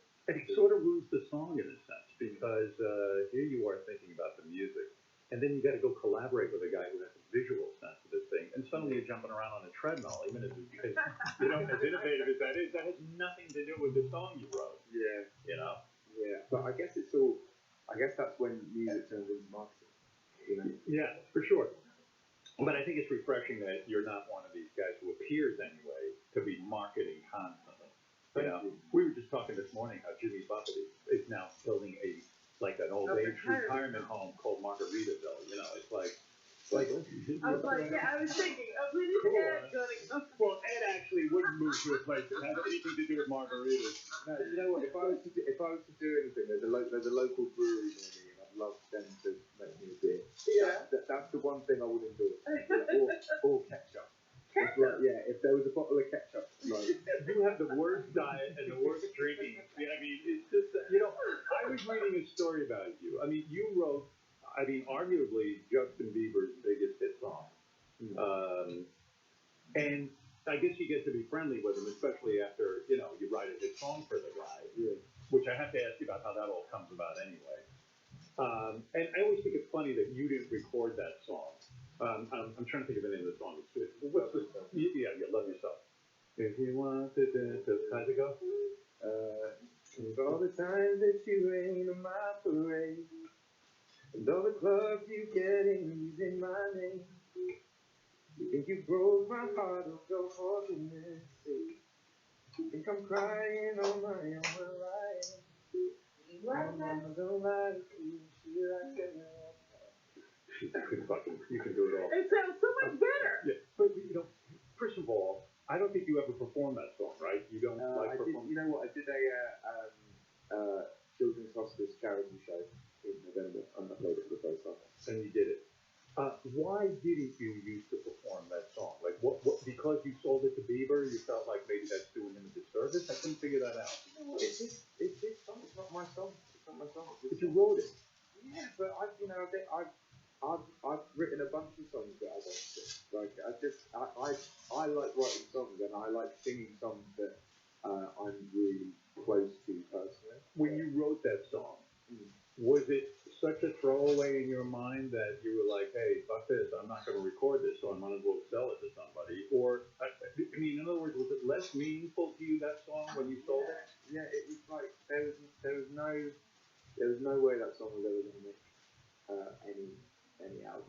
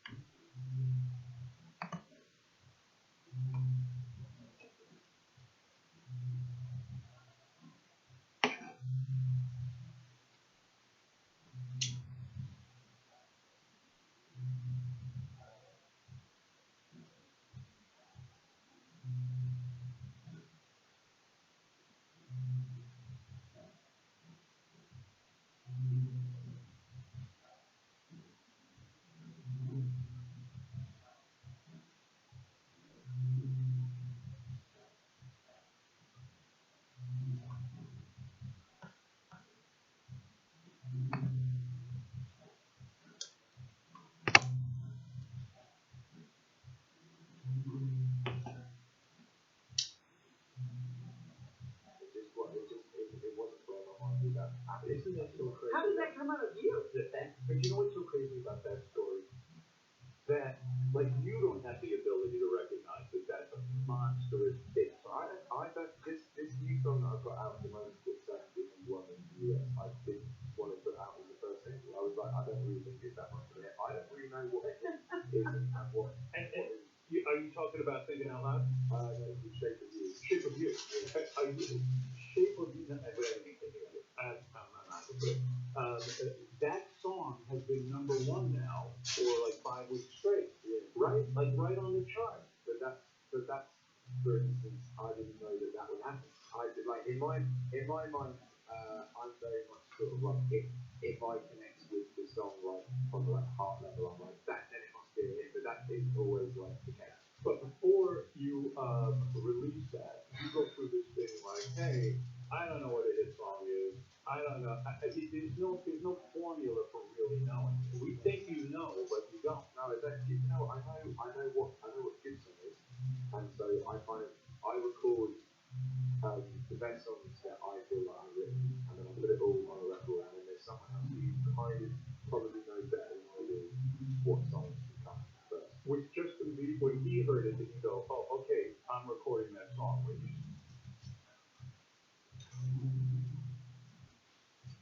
But that's, for instance, I didn't know that would happen. I did, like, in my mind, I'm very much sort of like, if I connect with the song, like, from the, like, heart level, I'm like, that, then it must be a hit, but that isn't always, like, the case. But before you release that, you go through this thing like, hey, I don't know what a hit song is.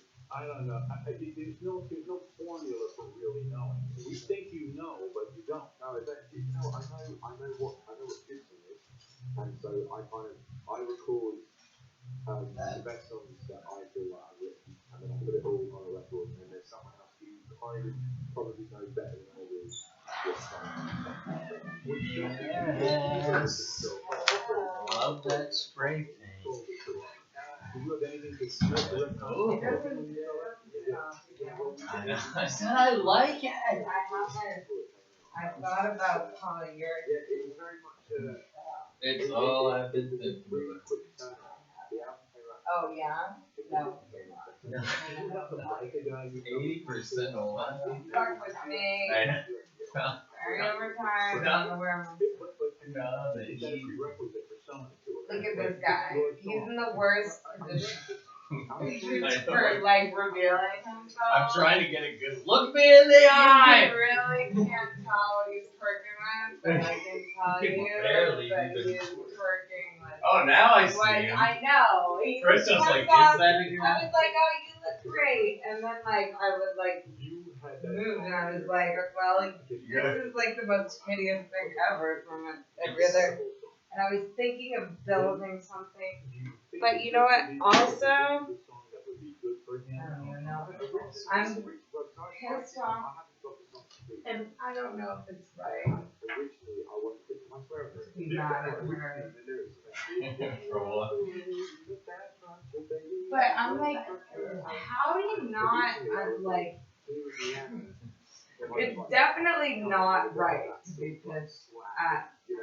Except I can't convince myself of it. Why are you? Well, because he came in here, and he goes, oh, crazy, Trevor told me that Open Studios is canceled. What? And I'm like, oh, yeah? Really? He's like, yeah, I don't know, but like, I didn't ask him what it was, but what's on Howard today? You know, like, it's like, I'm like, fuck you, dude. Like, I didn't say that, but like, I'm like, what do you mean? What did he say? I'm like, he said this to you just now? And he's like, yeah, I don't know, like, he just told me, like, he just said that. I'm like, so did someone, and like, it's like, he came in with a beer, like, gave me an airhead, and like, gave me that, so I'm like, have you been sent to like say this to me, or like are you just like the way he was trying to ask me about other stuff like immediately after saying like daily. I'm like, okay, well I'm running. I don't give a fuck about it. Like you don't get like I like how he still like. Well, it's like, it's so fun. I'm like, no. He's like, well, do you want to go ask that? It's like, no. Like, I haven't even been able to, like, get what I need to get done all week long because I'm dealing with all this bullshit stuff with the building. No, it's like in my mind, like I had this on my first record. Which is like fine. I can't not do that. You know, I can't be like,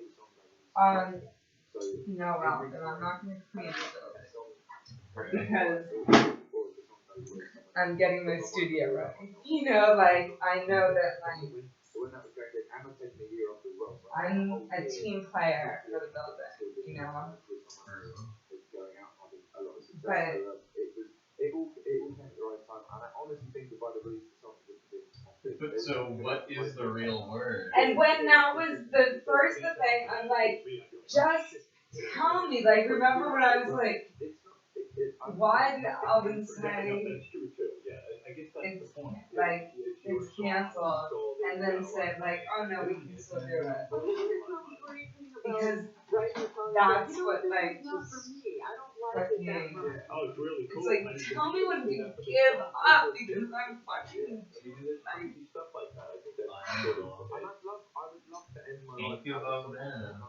Well, now I'm like, fuck off. Like, I just didn't respond at all. So like, okay, I'm pretty sure that like everyone knows that I'm like basically single-handedly become friends with a few actors recently, and I'm running this thing like with trepidation because there's so many fucking setbacks and obstacles, you know.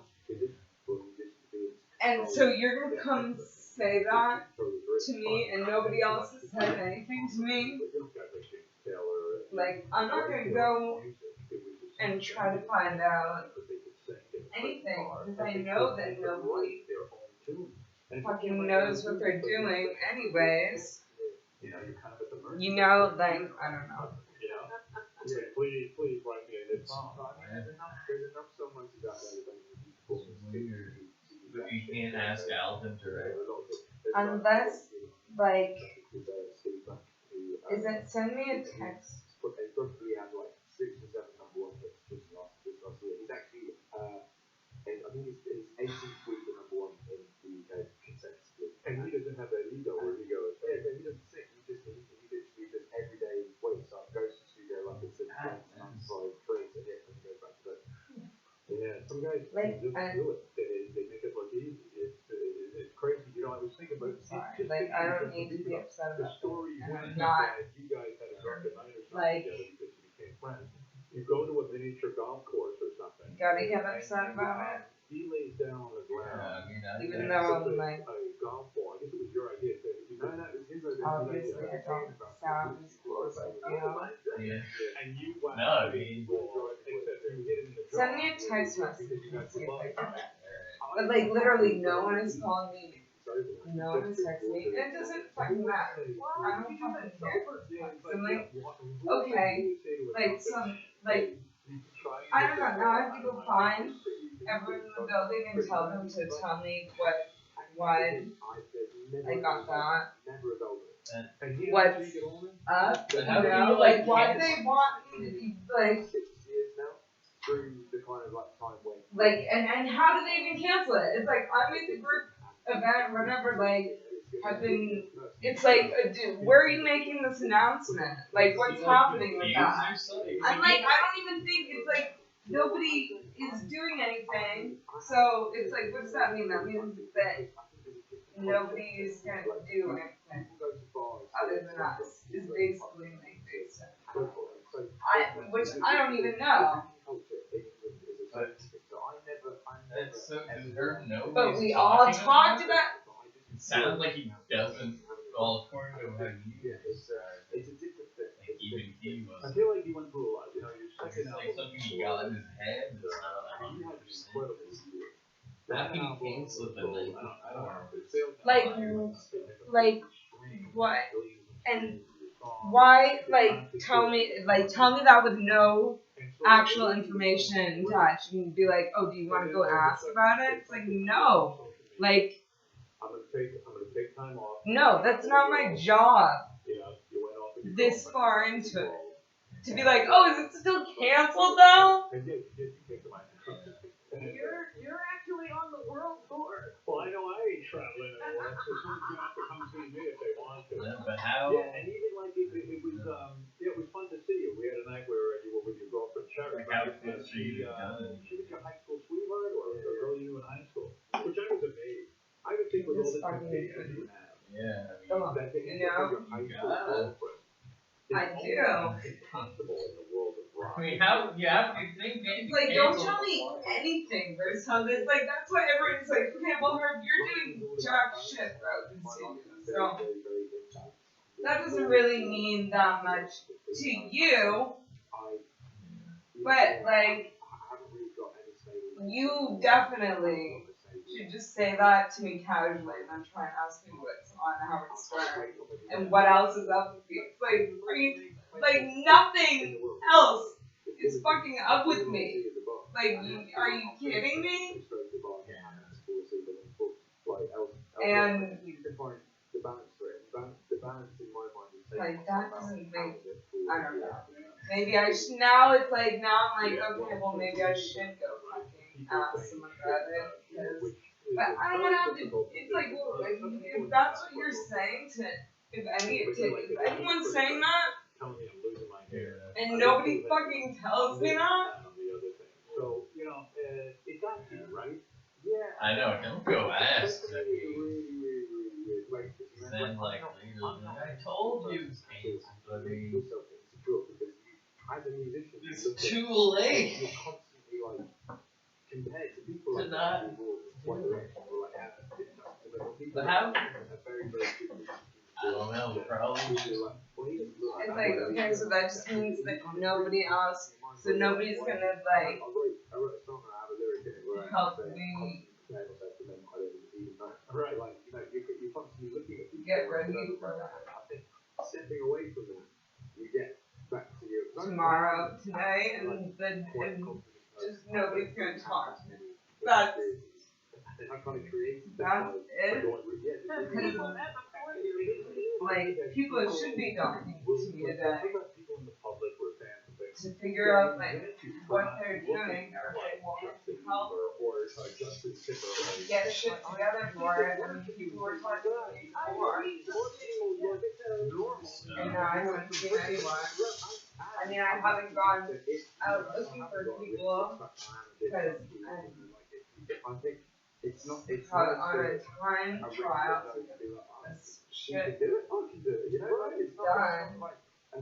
And kind of full step away, but I think, I think the No, pros be public in their mind tell you of what the relationship looks like. They don't look back at all the everything we have ever. None of them. Well, I mean, it's like, it's good for, like, I don't David Bowie for the first time. Right, and you would think he was get so fucking hard because they're only at Frozen Eye and you know, like, in terms of, like, it's like, I don't care. Why? You know, it's like, I care about the building, but, like, not beyond caring about art and doing stuff that's worthwhile and that's how kids communicate now. That's how, you know, making it quality. Like, I'm never gonna care about bullshit ahead of that. You know? I know that tons of people would love to do it. I know if I fucking interacted with people as much, like, and I fucking had to because of all this bullshit, but it's like, I know that tons of people would like to waste my time and waste their own time. You don't have a phone anymore, right? I don't give a fuck if maybe it's just not worth it. And you travel the world. I bet you more ideas came to you. Oh, 100%. And when the ideas come in, like, the worst thing in the world is doing big studios, and you're like, I'm just looking at that guy. back and you get text and you just go into phone. What the fuck? You know what? Banjo's definitely gonna be here. You'll have one. See, I stole a balloon from the work site today. Like, Jenny wanted to go shopping for a balloon. Like, who is Crazy Trevor? I think she's finding it a bit sort of people really don't. Yeah, What it seems the like fuck? so like rumory, not official. She didn't sign up for it, so she's she's The flyers are there. The Facebook page is there. Like, no, because you know what, we spent the best part of 16 months together without. it would have been nice to have like a little fucking help, but Very, very sweet. Really nice. And, like, why is Crazy Trevor saying that? Because he doesn't care? Because he showed up at the, I mean, because he showed up at the last minute and he doesn't feel like doing it, you know, it's like, I could see how people, Like, what's going on there? Pretty special. Were you thinking of becoming a New Zealand citizen too? Was there a moment? Have you seen, are other people, like, have you seen other people working on it? got a letter from someone involved. That you know of? Right, you know, I'm British. I think, like, I'm not gonna like pursue it. But I do think I mean, if ever needs to fall out, I don't know, because it's like we had to take everything down, and the only people, like, me and Alvin were working there's also nothing there to invade apart from this beautiful land. Like, there's nothing there to like take. It's just a nice toward it, like, definitely getting a lot of stuff done, and like, gonna have a lot of stuff, and everybody else that's gonna do it is just gonna show up pretty much tomorrow, or not at all, you know, I don't know, So because I've told them about it, like, they know what it is, and they should know what it is. I mean, there's a lot of cool, like, I've told Kate Baker she should do like a live installation type thing, but it's more. Me not knowing it was a joke, I emailed my dad and I was like, Dad, they're giving me my day in Ireland. He was like, are you sure? That sounded very likely. So I basically like was going on. Best room, whatever tomorrow. Talk about these world travels. Now you go to, I worry about you. You go to Well, whatever, yeah, I guess and it's just gonna be. you are visiting an active volcano, and you're, which I didn't even know there were volcanoes, and honestly, I don't know anything about it. I don't care, why? I mean, actually, I don't have to give a fuck about anybody else. And to the point that they Like, don't take even off if your socks I'm not in because you know you a situation that's like burn the flesh, and you helpful said, oh no, to but me when you take off your socks and your skin comes right off of the side at all, that is which nasty. What the would fuck are you be doing? a harsh critique on I kind of have this the sort of enough like, community, attitude to life where I'm but like, fuck it. Right. And I was told not to walk off. I mean, I don't feel that way totally, but at the same time, it's like I don't fucking care about like every single limitation of what's possible. Like I don't want to get involved in that before like putting together the full arch. Like it's not what I'm meant to do, you know. Don't do it. But bye, all my stuff is fine. In terms of safety regulations. So I do know about that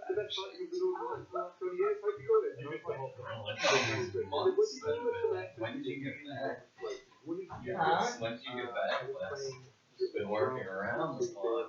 Outside a bar in Nashville, and for like a while I was doing it, at least half an hour with a singer called Gavin DeGraw, and he was kind of singing over it while I was drumming it like 4 times a morning. And then the last thing, yeah. And basically, that's the idea.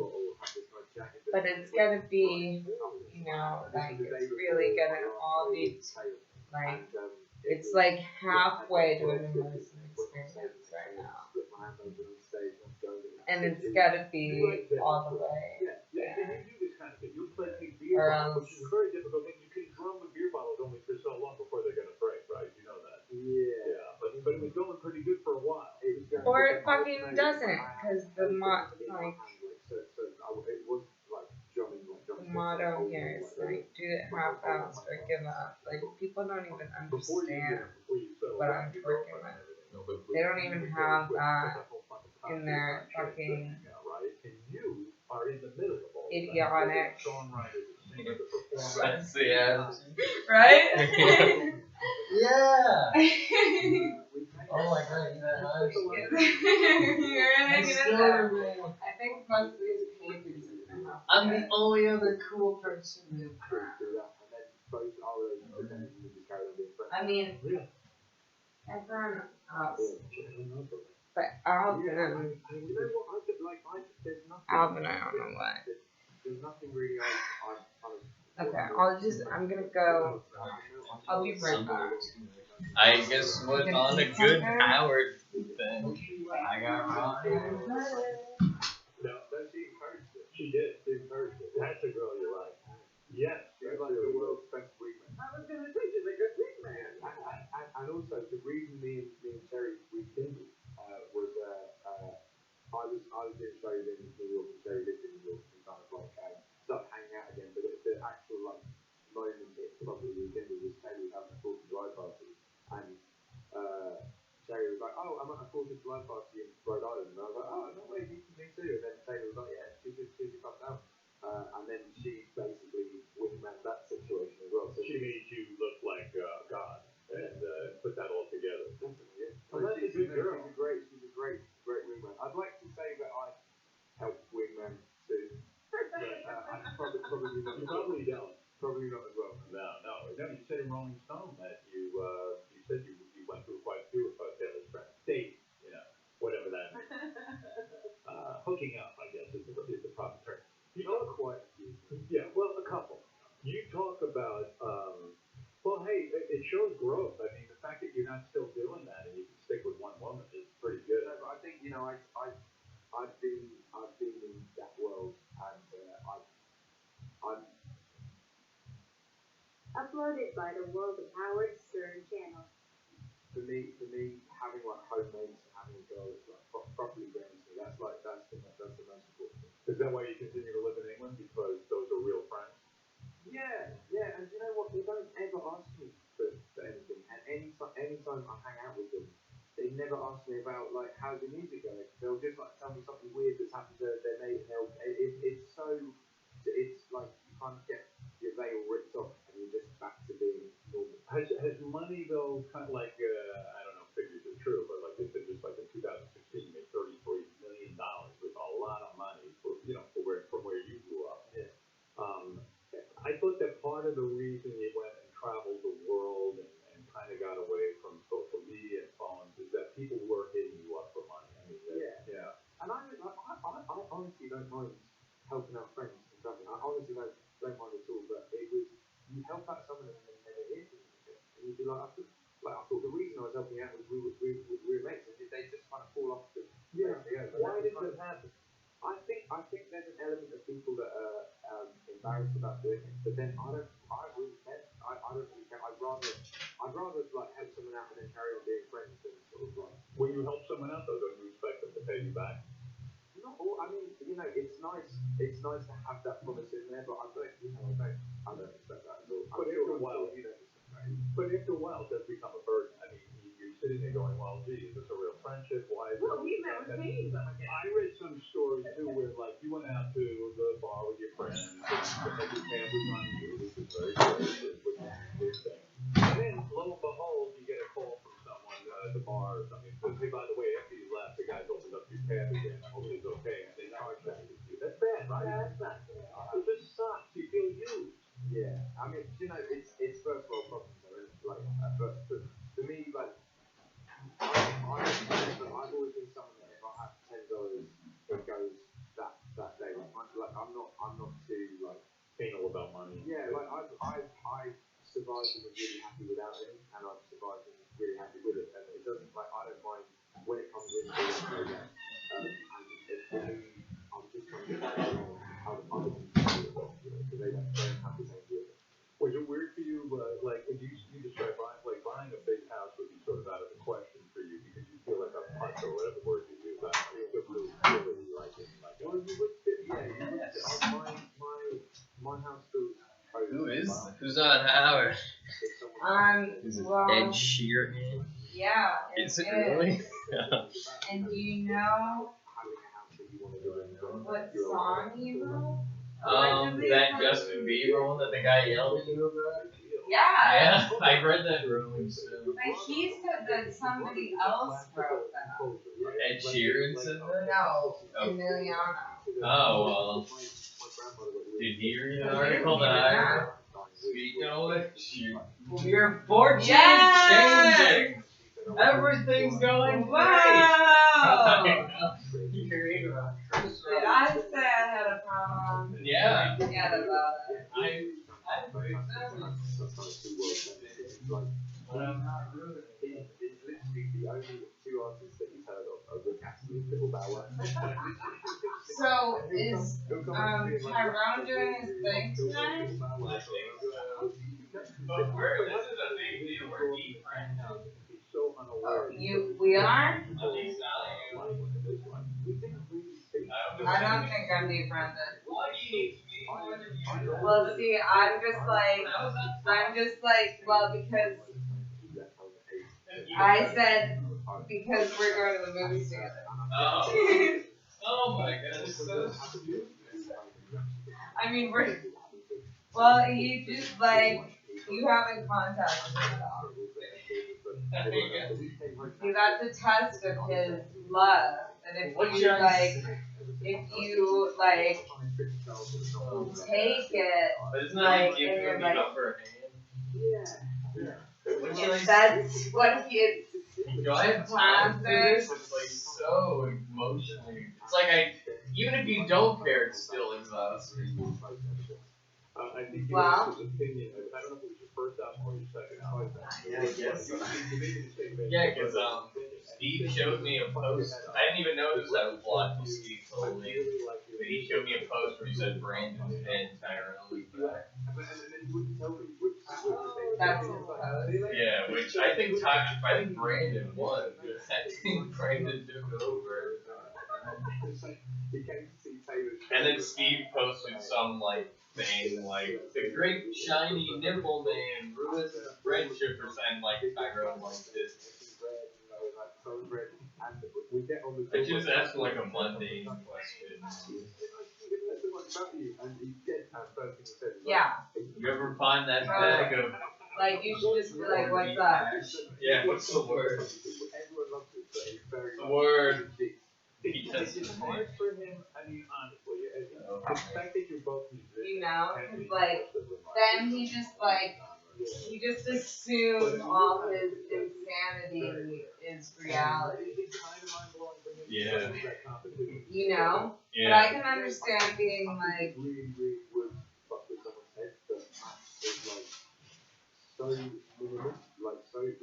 fed up with it and pissed off by it and being okay, I don't want to deal with that. Well, it was weighing the is it worth it? It is annoying after 2 weeks and then we make up on the radio and then not even 24 hours later. But he's never said to you, I wish I had gotten into it more time. Yeah.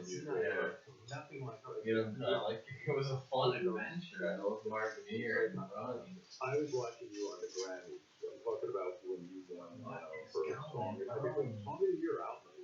Right, we all just text going to open studio. It feels like you were having so much fun that. Well, what's going on with this thing tonight? Well, the one night we were friends again, he told me it's 60 comedians auditioning for Kevin Hart. I guess I didn't ask him if it was related to that video.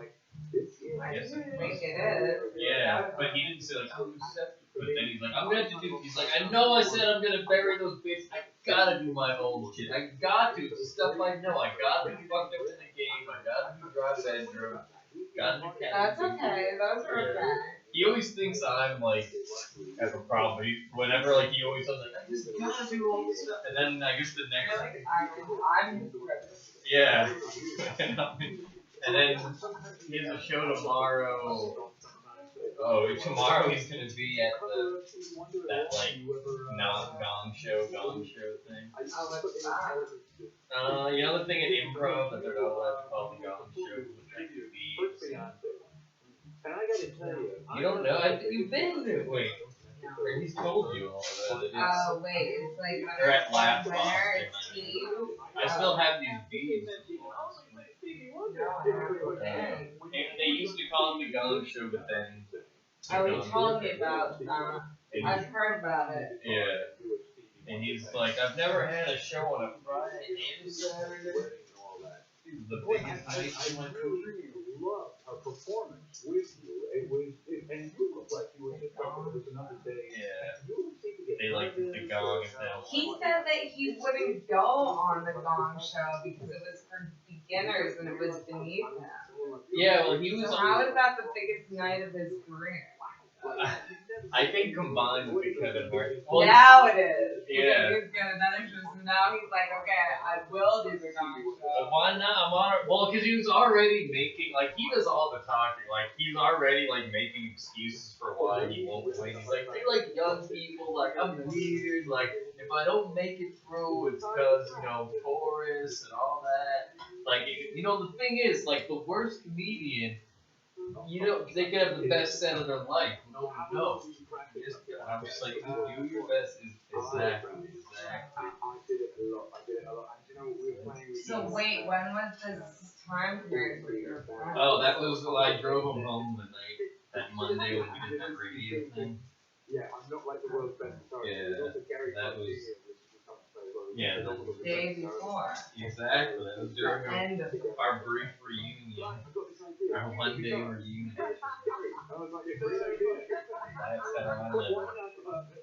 I'm sure he's talking about it. She doesn't have to worry about playing the guitar.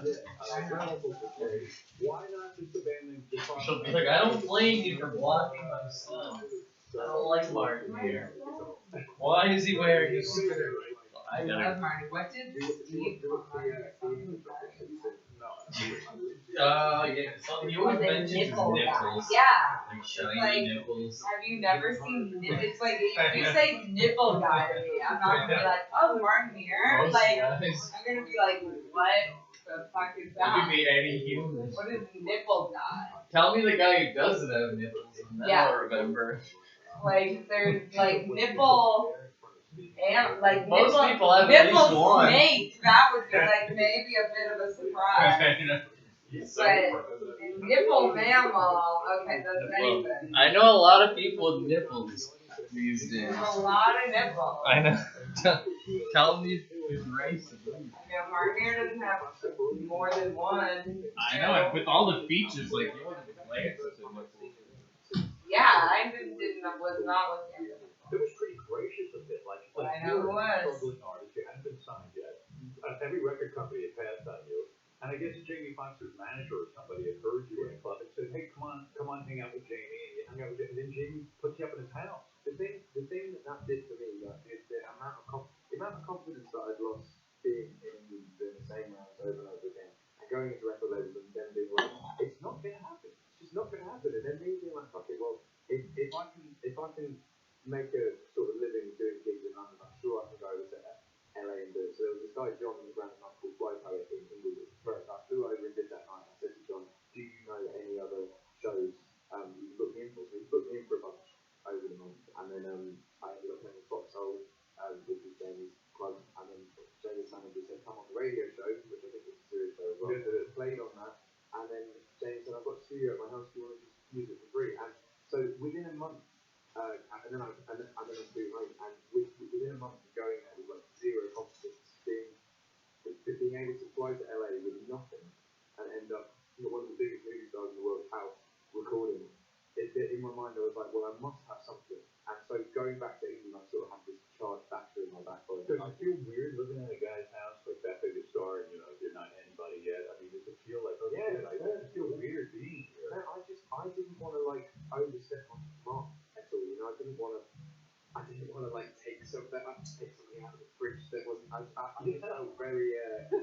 felt very grateful to be there. What do you get? Like you hadn't seen him in a long time, right? Like, well, so from there, I flew home and literally because I had this like charged battery in my back, just started smashing out independent EPs in England and doing like tours all over. So by the time I got back to broke the US, I'd spent like 4 years touring the UK, so I hadn't even like had the opportunity to see it. So he had literally seen me like one day living in his base. Yeah. And then one day at the CD thing. Wow. Oh my God, that's great. So at the Grammys,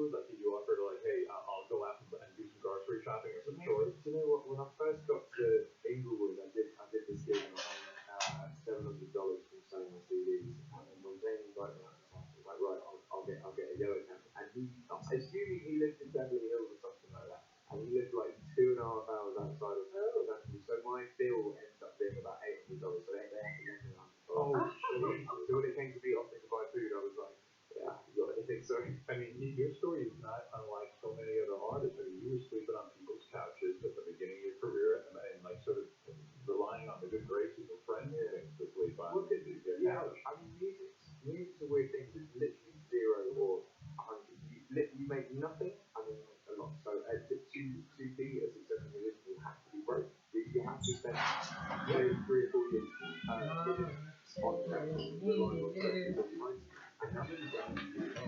Next year, you gotta be broke. Ooh, I know. I have some laptops. I have a television.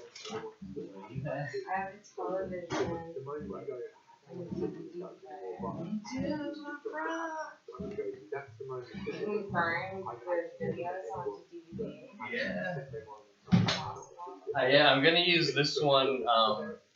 Camp TV yesterday with Steve, and I had my grandmother dancing on the loop with the baby mask. Yeah. And then this even has like, you could have like a headphone option if you wanted. Really, as you would say, immersed. That's very gallery. I know, I've been just like desperately trying to think of things. You know what? Fuck you, Herb. Fuck it, because this place is a desert. Like, there's nobody around.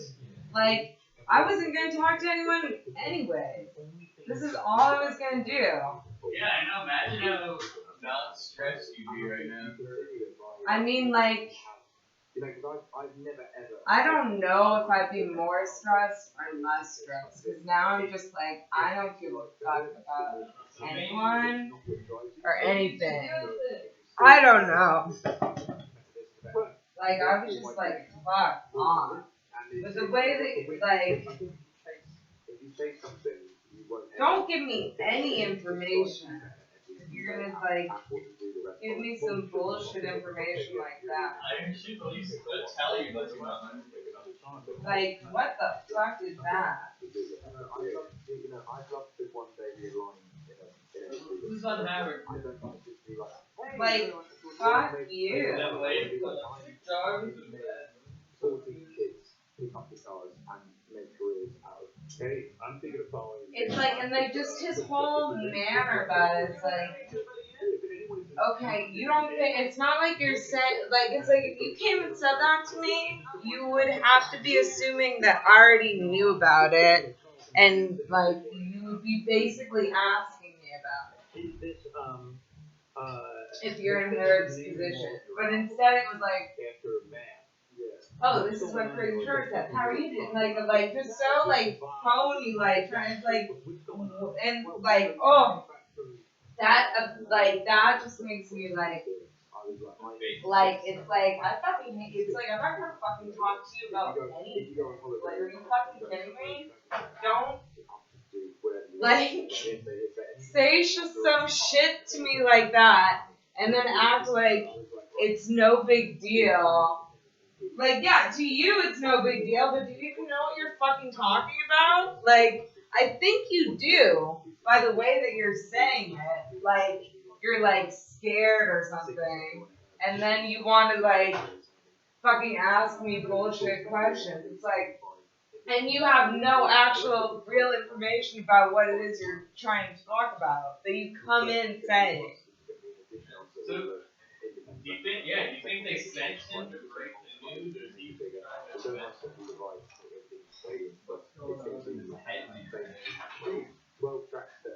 I think he's an idiot. I mean, that's fine. He's trying to stir shit.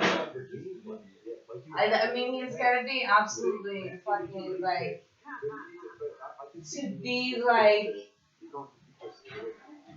oh, what else is that? Like, I did this yesterday. It's like, I don't fucking care what you did. Like, don't come and, like, mess with my whole fucking shit. Like, obviously, I don't know about it because I'm asking you about it. And then he's like, oh, it's just a rumor, you know, like, I didn't ask about it or whatever. It's like, well, fuck you.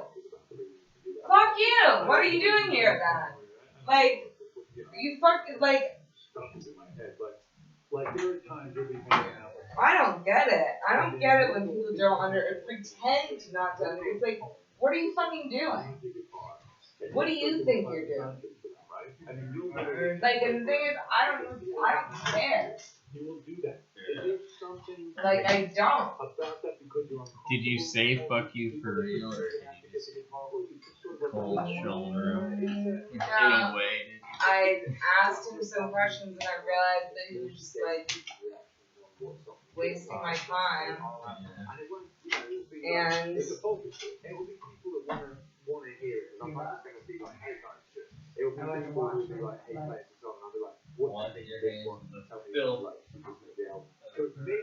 well, it's like, fuck you, dude.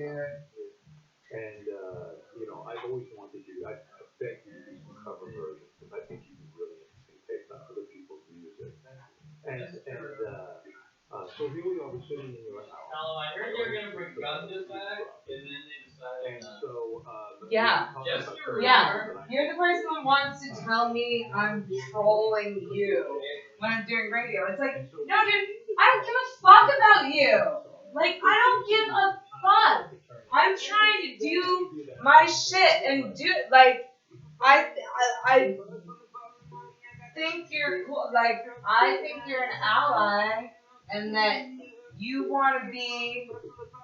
I think there's things that you do that I think are good. Like, I like that you're committed to shit and that you follow through and are responsible. I like that you're committed to the show and doing it, and but I don't give a fuck about. I know that you have no prerogative. It's like I have ideas and visions, and I am working to put them together and put them out there, and I assume that's what Is that something you like or find, whatever. But trust me, I'm not fucking using my time to troll you or to be like. Yeah. So we were talking together in Australia, and they asked us to perform. There's nobody in charge of me, Herb, there's so many people in charge of him. He doesn't know what to do, and he doesn't think he's capable of anything because there's so many people that he puts in charge of himself in his mind, and the rules of what is and what can be done and what can't, I think he's an intelligent person, and he has good ideas beyond that, and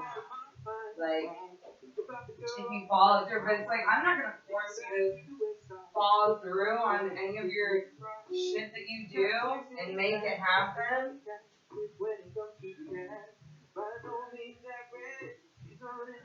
Probably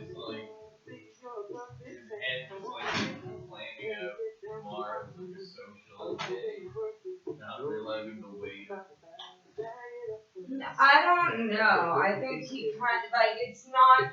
No, it's not he's not that stupid. He's not. But that's what's aggravating is that you're gonna come in here and act like you are that stupid. What it feels like to me is acting like I'm that stupid, or that you could be having this conversation with me.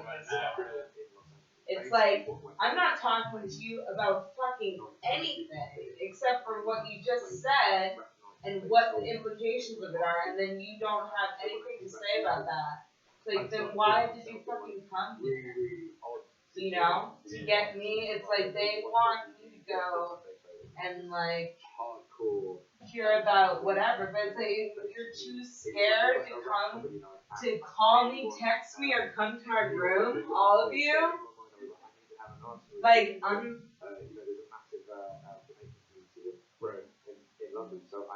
don't give a fuck.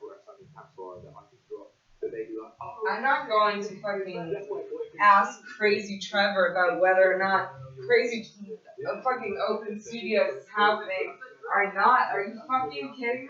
Now I'm realizing that maybe that is my catchphrase, but it's Crazy Trevor is showing up and ostensibly I talked to him and he's yeah, we'll do live here, we'll do he's few days to get whatever shit up he wants. Like, he cares about his art. But it's like, you're gonna tell me that Crazy Trevor fucking told you that Open Studios is canceled, and you're gonna come and tell me that? It's like, what does that mean to me? Fucking nothing. Because who's running Open Studios? Who's done all the, it's not Crazy Trevor. So I'm gonna go and fucking find Crazy Trevor and be like, hey, Crazy Trevor, is Open Studios canceled? Please tell me, because you're the authority. It's like, fuck you! Fuck all of you! Yeah. Yeah, Trevor, yeah, if you're in the shower. You know? And if it's not, like, and it could just be not, you know, like, I wasn't even gonna, like, entertain it, I guess. Whatever. Don't entertain. There's, like, I cared. I hit a wall with this thing. I stopped. I'm like, whatever. I cared a lot. And I can't do everything that I wanted to do or whatever. You know, like, I'm just going to make it happen anyways. I'm going to, like, flesh out my vision of what I've been trying to develop for 2 years. And just like, okay, now we gotta do this, we gotta limit this, whatever, we can still do it. Like, I'm past the point of giving up on it now, even if it's all for whatever it's for, you know? Back in the time when you could smoke, you're literally sitting at the table, drinking, smoking. Well, I guess I'll tear all this down. And that's always been the way all that. Yeah, I should have done that. See, that's what he would have done that. That's probably what he was hoping for, actually. That's probably more his angle than anything. Because that's like something that he would do. But you know what? I'm not like you, Vern. I get stamina. Because I get shit done. You know, like it's all about her. Like, it's really not her fault at all, other than he was the unlucky person to, like, I'm a student, but I don't really fucking know, because I don't know what's going on with any, but everybody knows what I, like, it's like, I know what everyone's doing. I know what's going on with everything. Like, you were somewhere like where you did the you want to fuck my shit up or whatever, and not tell me about it. Or something, or wherever the hell they are, they have some special kind of humor stories or something. They don't. They just don't have anything in that, like, they just don't, like, it's like, tell me with a special sort of like when I'm wasting my time, you know, it's like, when this is trying, it's like, just tell me that we're not doing it, because it's like, I'm gonna fucking try and push this thing in the, like, last fucking week that's available to promote it, you know, and like, drop everything else to fucking get this done. Like that stuff. What's going on with tattoos? I don't expect anybody else to care about that, like, from my side of it or whatever. But it's just like, go or don't go. That's it. Where are those? Just above my crotch. It's like to go back and forth between that. When she looks at your crotch, it's like, what does she it say? takes a lot of time. Talk about the new album now. So the album comes out, and really to have that kind of success is getting kind of like almost like shit. How do I keep copying this at this point? With a single. Do you have that feeling like, yeah, you know, certainly commercially, but I always know I can write better songs than I've Thanks for helping me. For me, it's not. I said it is to be the benchmark is Adele, and like the benchmark for any artist should be Adele. You should always aim to be that big, but for me musically, I just want to create something better than I put out on the last album. Yeah, I mean, mean, in terms of sales and in terms of overall growth and everything, there was something like, some article I read that you and Justin Bieber are the two biggest male pop stars right now in the world. And Adele, what do you think? Like, that's what's getting on. It's like, should I just be spending all my fucking time now trying to, like, get in touch with everyone that's, like, not getting in touch with me? I do that often. I mean, I've never done it on I'm not gonna do that. my ears did not work. I don't care what happens, you know? It's like, you don't want to be known as the person. you're letting, Did you hang with her? you gotta let me down in that way, like, No wonder you want to go back to England. not communicating and having that be, like, some kind of reality. It's like, I wanna fucking watch you do it. Sort of hang around with her when she was doing gigs when she was like 16, 17, 18. Before I'm gonna interrupt you and, like, find a way to take Place of Brighton, and she sat on a stool like this. the blame for it or make it all right, you know? We all watched it and we're like, wow, she's going to be big, but I don't think any of us expected how strong. If there are two record people in a great position, you have to go see other perform live, right? You have to kind of like. No, they're all, like, I'm asking them, like, when are we gonna hang stuff? Are we still hanging stuff on the hallways for open studios? Album's like, yeah, we'll do it Saturday morning or Friday night, or whatever, you know, like, everyone's in the art room talking about this shit. And that's, like, the last. Yeah, but I still think it's important, especially early on, to see someone like Adele. Yeah. Like, I remember reading how, like, when Jimi Hendrix first came out, Clapton and the Stones and everybody would go down to a club and watch him, and like, I said, I'm gonna give up the guitar. Hey, that's what I read about you. Isn't, I guess there's a wall in your house where you have, whoever comes to your house, they sign the wall. Yeah. But Eric Clapton signed your wall, and that wall is only Eric Clapton, right? Like, that's the only name on there. Yeah. He's the reason I started playing guitar. Like, I've watched him play on TV when I was 11 years old and said, I want to be. Was that post-Cream or like when he was in Cream? No, this is like. So you were 11, 15 years ago. But were you aware, have you gone back and listened to him? Of course, yeah. Was that not the greatest fucking band ever? Yes, I mean, for me, I got drawn to Derek and the Dominos first, but obviously Cream aren't like the Cream of Christ. But so for me, I managed to kind of, I bought one of his fake guitars off eBay, and I played it on a TV show, and I woke up the next morning with an email from him being like, and so from there we sort of, was it his guitar? No, it was so he has like a one-off special guitar made, right, and it was a replica of that. What was he doing in your house? So we've actually formed. You know, it's amazing to me how people find it, like, so easy, such a viable option to just, like, give up on shit. You know, like, that's like Tyrone. Like, that's Tyrone's whole fucking shtick right now. You know, and he's like, oh, it's good. As long as I dramatically quit or dramatically give up, then that's almost like doing something. That, like, really, like, means something, like, about me. And maybe that's, like, you know, and Herb fucking does that shit too. Like, whenever he was gonna quit, he was like, oh man, I was gonna quit social conditioning that day, and then like nobody was around, like you left, and there was nobody around to like to quit to, so I didn't quit. It's like that, like it's like fuck you, like it's like, and then it's like that's just like a cool thing, and like oh, I'm just gonna give up on that. It's like it's why it's like so rarely worth it to like invest in anything with other people. Yeah. Because like that means something about people that they fucking gave up on something. Yeah.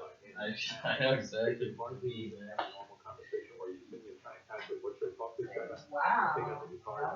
You don't play, right? That's the cool one. You don't play. You give them a standing ovation. That's so funny. I know, It's like you got everyone else to do it, and then you quit. Took the easiest route out. No more friendship. It's like, and who fucking does that? You know, like, it's like, you're so fucking lame if that's like your thing. Like, I invented this thing, or I made people be a part of my thing, and then I quit it. It's like, you know what that would look like in my life? It would look like I invented this thing, and then I had to fire some people. You know, it's like, if you're not doing my thing anymore, that I invited you to do or let you in on, you're fucking fired. It's not, I'm not quitting. It's a lot of nerve for a first time. It's like you're quitting yourself. Like, don't act like you're quitting my plan or my idea. I mean, I don't know. Her wants to quit social conditioning. Well, would you Like, be the okay, next well, that's a host? weird move. Was that? When did you say that last week? No, like, I don't. I'm like, okay, well, that's like, what is that? You know, it's like, instead of like spending the time to like say how this show could be better, it's like, what is that even about? Is it about what you're trying to create? I don't think so. Because it's like, when you try and create something and you want to be better with people, then you like push harder and you like communicate and you try to make things better. You don't quit without you know, like, So anyway, this new album comes out already. You fucking lost if you quit because the thing that you tried to create is like This is about your neighborhood growing up. better than worse or worse than you by your own judgment. You know, it's like, Yeah. how are you not a fucking part of it? You know, like. I'm a bit late to the party, but I the rhythm, and I was like, I need to write a song like the rhythm. And Inspired you. Yeah, this is my say something. I know it's not. Yeah, I got pissed off the first time I heard this song. I was like, hey, why can't I fucking do it? Because you seem to be just talking Yeah, about it's your like child. an easy way out. Like, it's like a passive-aggressive argument. Make the backing track first and then mumble over. No, Is that how it works? I structured it up, but when I was doing it, I was just like, what can I just say? I just said stuff over it. So I was like, 50 years old and sounds like a fucking smoking, cigarettes. Running from the law to the backfield, and kittens going with my friends, like basically just mumbled words over it, and it turned into a song. That's how you do it. Because I was listening to it. Why can't I say, hey, I got beat up by a bunch of black guys when I was there, but I never write a song. I've had a lot of experience. You working on the song. Do this song. This is from Ed Sheeran's new album, Divide. Available wherever music is sold. Tour date, you going out on tour? Yeah, actually, I don't think we've announced the US. I think we announced the US soon. We're going out from June to October. So June, July, August. Oh. But it's a good show. And then we're coming back next year doing these 15 shows. What, for that or what? Yeah, I want really set to that. All right, I want you to rehearse. Here you are. You're about to go out to Madison Square Garden. Here's your song. You gotta do it. You get it right. When I was 6 years old, I broke my leg. See, did you get my test? Yeah, I did. Alright. I was running from my brother and his friends. Oh, Tasted the sweet perfume of the mountain grass I rolled down. I was younger then. Take me back to when I found my heart broken. Made friends and lost them through the years. I've not seen the roaring fields in so long. I know I've grown. I can't wait to go home. I run my way, driving at night, see how the country lanes, singing to tiny dancer, and I miss the way you make me feel. It's real when we watch the sunset over the castle on the hill.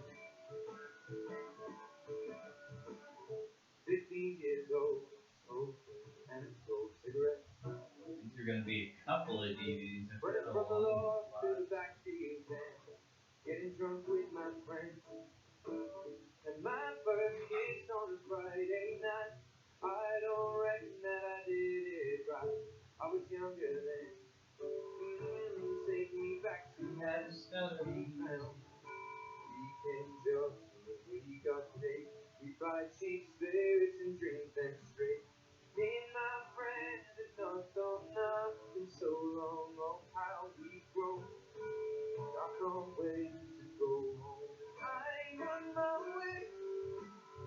Driving at night, see down those country lanes. Singing to Tiny Dancer, and I miss the way you make me feel. Did you write your poem? It's real when No, I wasn't really in the. I saw the template on there, but I didn't really read the chat thing. All you do is write it. Okay, yeah, I remember I could do that in like school. Whatever grade school it was. One works down by the coast. One has two kids that lives alone. One's brother overdosed. One's already on his second wife. One's just barely getting by. These people, they raised me and I can't wait to go home and I'm on my way. I still remember those country lanes. When we did not know the answers, and I miss the way you make me feel. And it's true when we watch the sunset over the castle on the hill. We watch the sunset over the castle on the hill. We watch the sunset over the castle on the hill. Beautiful. Look at you. You know, it's funny you say that. Because I had John Mellencamp in here the other day, and Mellencamp was being very he was being very humble. He was saying, "Yeah, I'm not that good a songwriter." I go, "Well, who is?" He goes, "That's Bruce Springsteen. Every one of his melodies, all of his stuff, is What was the fucking very top shelf." You know, so stuff like that. radio? That's a beautiful song. From a marketing standpoint, was the record company or your management company? Did you listen to 429? Castle on his own shit with you at the same time. You're not supposed to do that. I might have heard parts of it. How? I think I might have been on my break in like the internet cuts in and out. I don't remember. It's the last. Yeah. I don't know the dates or not. Put it on! Do you know where? Oh, remember that was a great gift. That blue light. Yeah, that was a good gift. What? Oh, no. No. Alright, I wish it was that gift. I know what the thing is. Would have been great. I know. I mean, yeah, unfortunately.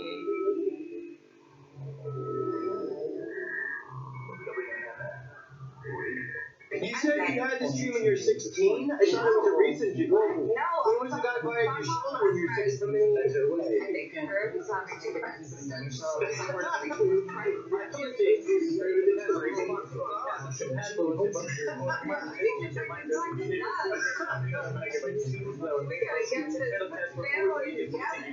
you guys want to take a break? This is like a Ringo Star and then I'll talk about crossover. 5 over 6 fat foreskins again, I guess. Stop your dictionary!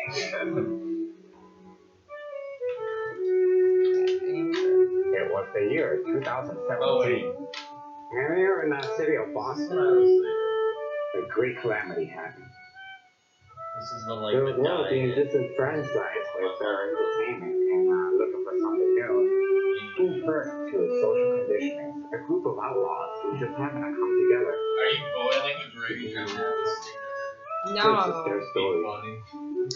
No, like, I believe in her. Like, I'm a fan of her. Her How's everyone doing out there? In studio we got KKK Cow. True. And the one, the only, the Hurricane himself. I'm talking about Tyrone Jones. I was late and I just ran right in. Yeah.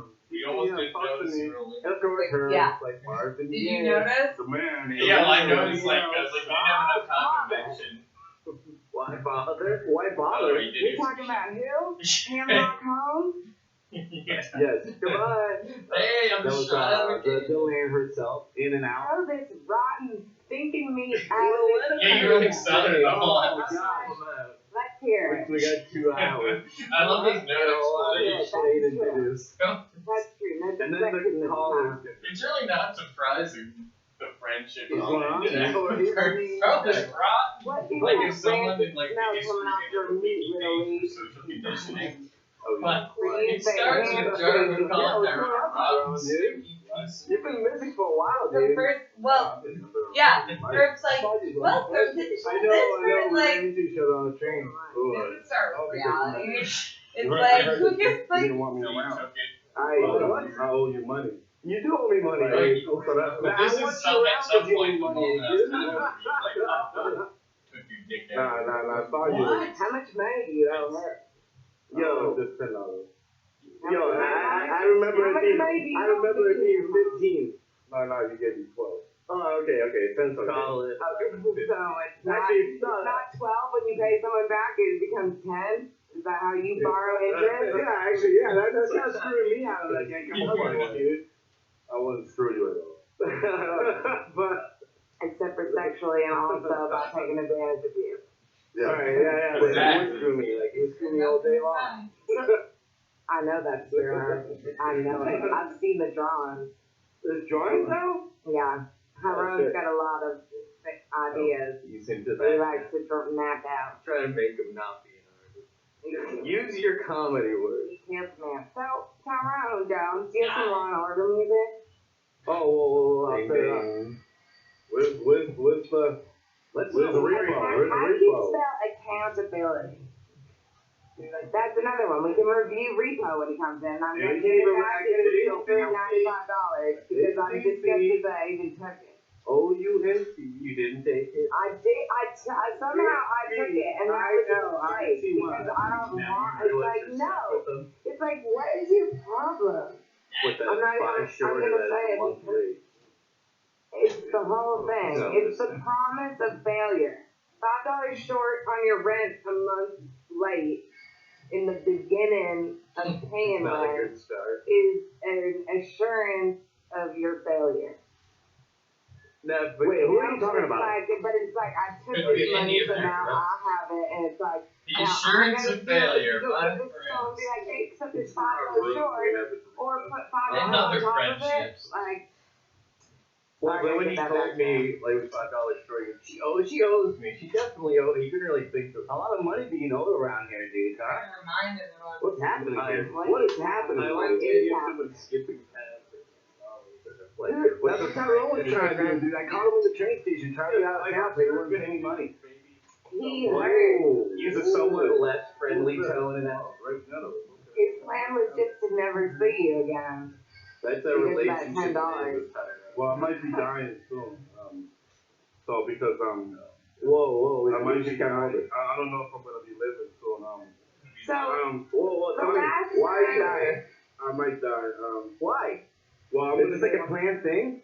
I don't know if I'm gonna be able to. I'm gonna start in May 1st. I'm gonna start dying. 2 days. I'm gonna go no salt, no sugar diet. I'm only gonna drink water.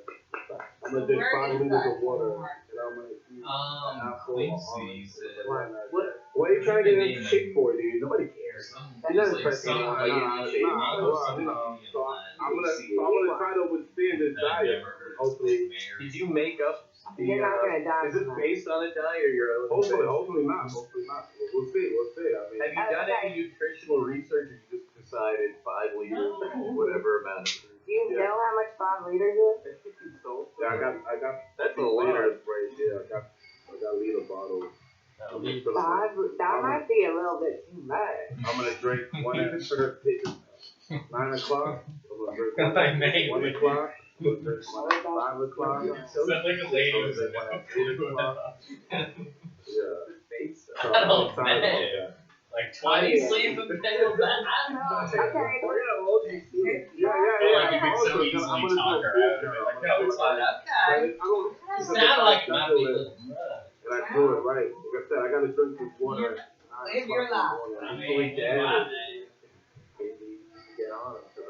Exactly, yeah, exactly. So I'm gonna be kind of, it's gonna be a VICCH, but if I'm cranky, if I'm Okay, well, let's talk about. if I'm cranky, if I'm like, don't blame me. If I'm like blacking out and shit, if I'm like I love to passing see. out. You said so many things. You said you were gonna do the special K diet, where you once you got the special K, and you were just gonna eat the cereal day and night. I've never seen a bowl of special K cereal. I'm going to now because No, you can't do that on your new diet. because I got the food stamps on Smash. I got these food stamps on Smash. One apple, one orange, one banana.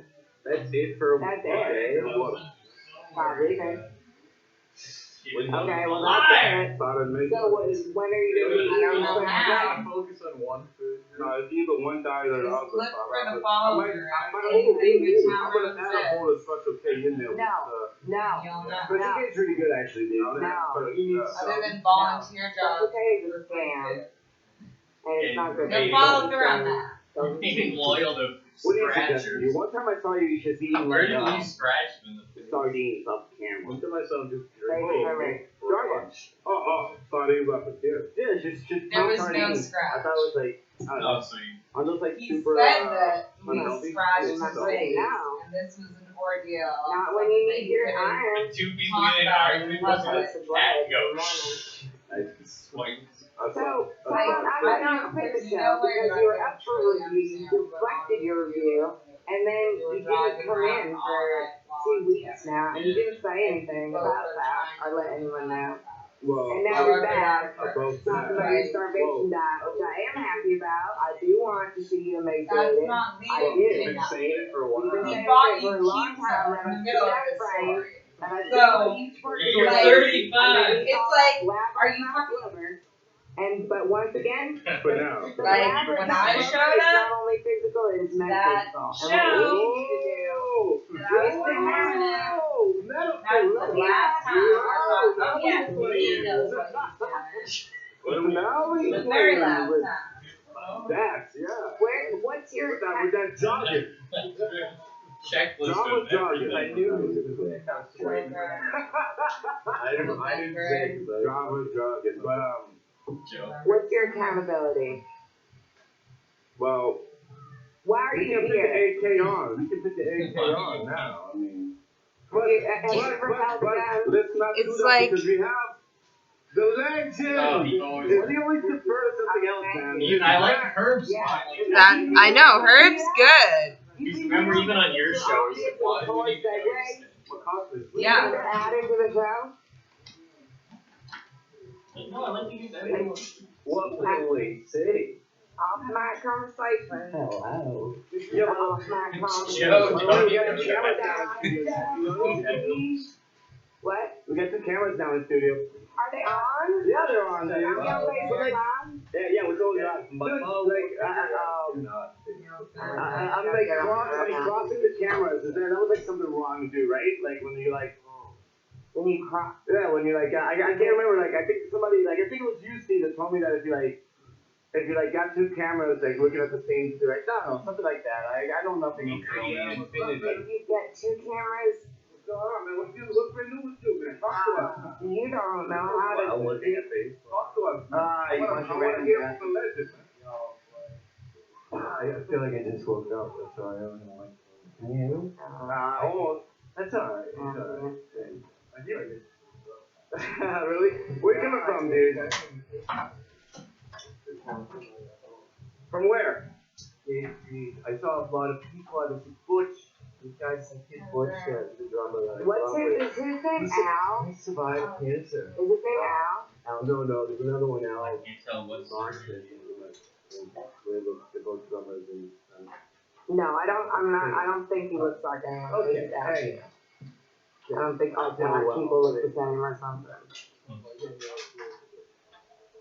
There's been a little strumming last night. Joe did a very her black move. I want to talk about. This is your theme. What did Joe do? Joe acted That's like weird, I he was was like, waiting for him to play a song. Started Daydreaming. playing the song. Oh, and I was like, editing New York footage. I was thinking like. maybe Like sound how or weird, like how something, and then Tyrone, just like I totally totally gave like up don't on the talk song. to anybody. And I'm He's thinking such an about outgoing that. guy. That's Remember what he we got bad for sometimes, talking to that guy And at it's like, Disney that's the World, thing in the where it's Disney like, store. if you gotta decide Who if was it's a important black for you to guy. play music, you know? I You got know, mad it's about how I that? feel, you know? I remember he's like so impatient. Oh, You were because yelling at him. Like, if you would have talked to Blaine, you would have learned something. Yeah, if you had, well, it's like he's okay with talking to anybody, but like he's not gonna like with he's not gonna have a real conversation. He's not okay with listening. Yeah. Like that's Martinier, you know?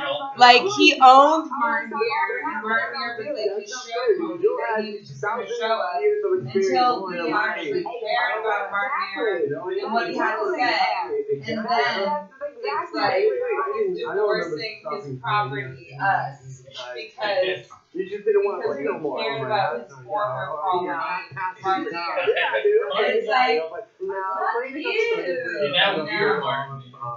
Yeah. What was it? I wish I would much rather be Martinier. Yeah. No, at least Martinier has like. Musical genius. Yeah. Maybe Interact. No. He won't listen to anybody. For that, like, for as long as you have to listen to him, When I was things that was just to know him, that's what you did. That's what you have to do. If he plays one never verse, listen. if he plays one verse, that's maybe enough. Why are you Well, here? like, it's like not This really, guy right like, here. you would never talk to This him guy here. right here, man. McCarthy. I don't know. I mean, like, I can talk to him about Yeah, there are Right. musical expertise that we haven't even mastered yet. So if he wants to play a chord, Yeah, he like, should be- he, remember when I he don't did that? know. You are blessed with that, man. I remember that. Shows that you just move it on to anybody. I know, and he wasn't even in the moment. And he just was like, you guys don't. You weren't there. I know, but I can tell. I can empathize. I can make shit up. Hello, my name's Ham Hones. But let's hear. If you want me to manage you, promote you to no end with no information, I can do that. Oh yeah, speaking of that, I have a show for You you. want me to make up words for you? I have a show for you next week if you want it. It's in Amesbury. It's a paying gig.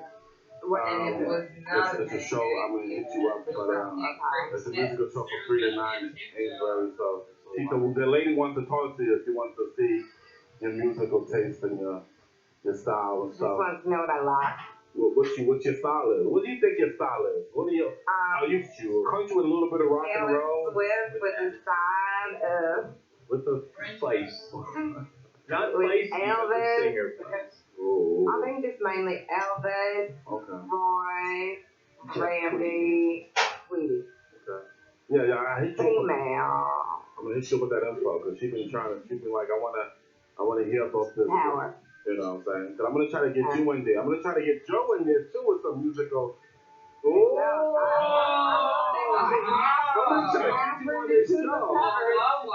So hopefully y'all gonna be on this. You want a lot of noodling? I don't know, How many maybe. guitar solos do they want? Ask her. I don't know. Talk to her. I'm gonna relay the information to you. Her name.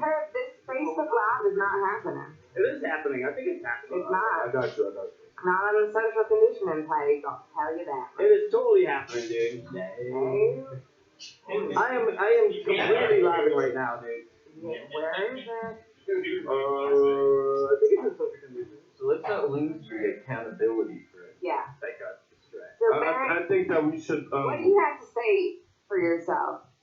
As a member / non-member / we're being very lenient with you. What happened to the dream team? Yeah, what happened? Oh, by the way, well, me and Steve were talking we about that. we might have a couple fans in today, but I'm not sure if they're really gonna come. I thought we had OG in today. I think so, but like nobody is hitting up yet, man. It's a miracle that I woke her up. Get down here. We're totally live, dude. You're just not looking hard enough.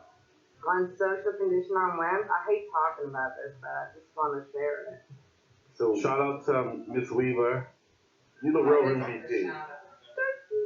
No, I'm not. Someone's here. I'm just shouting her up. You think she's an actor? Yeah, she's listening right now. Shout out. You the real MVP. Thank you for carrying that BCR that Herb gave us.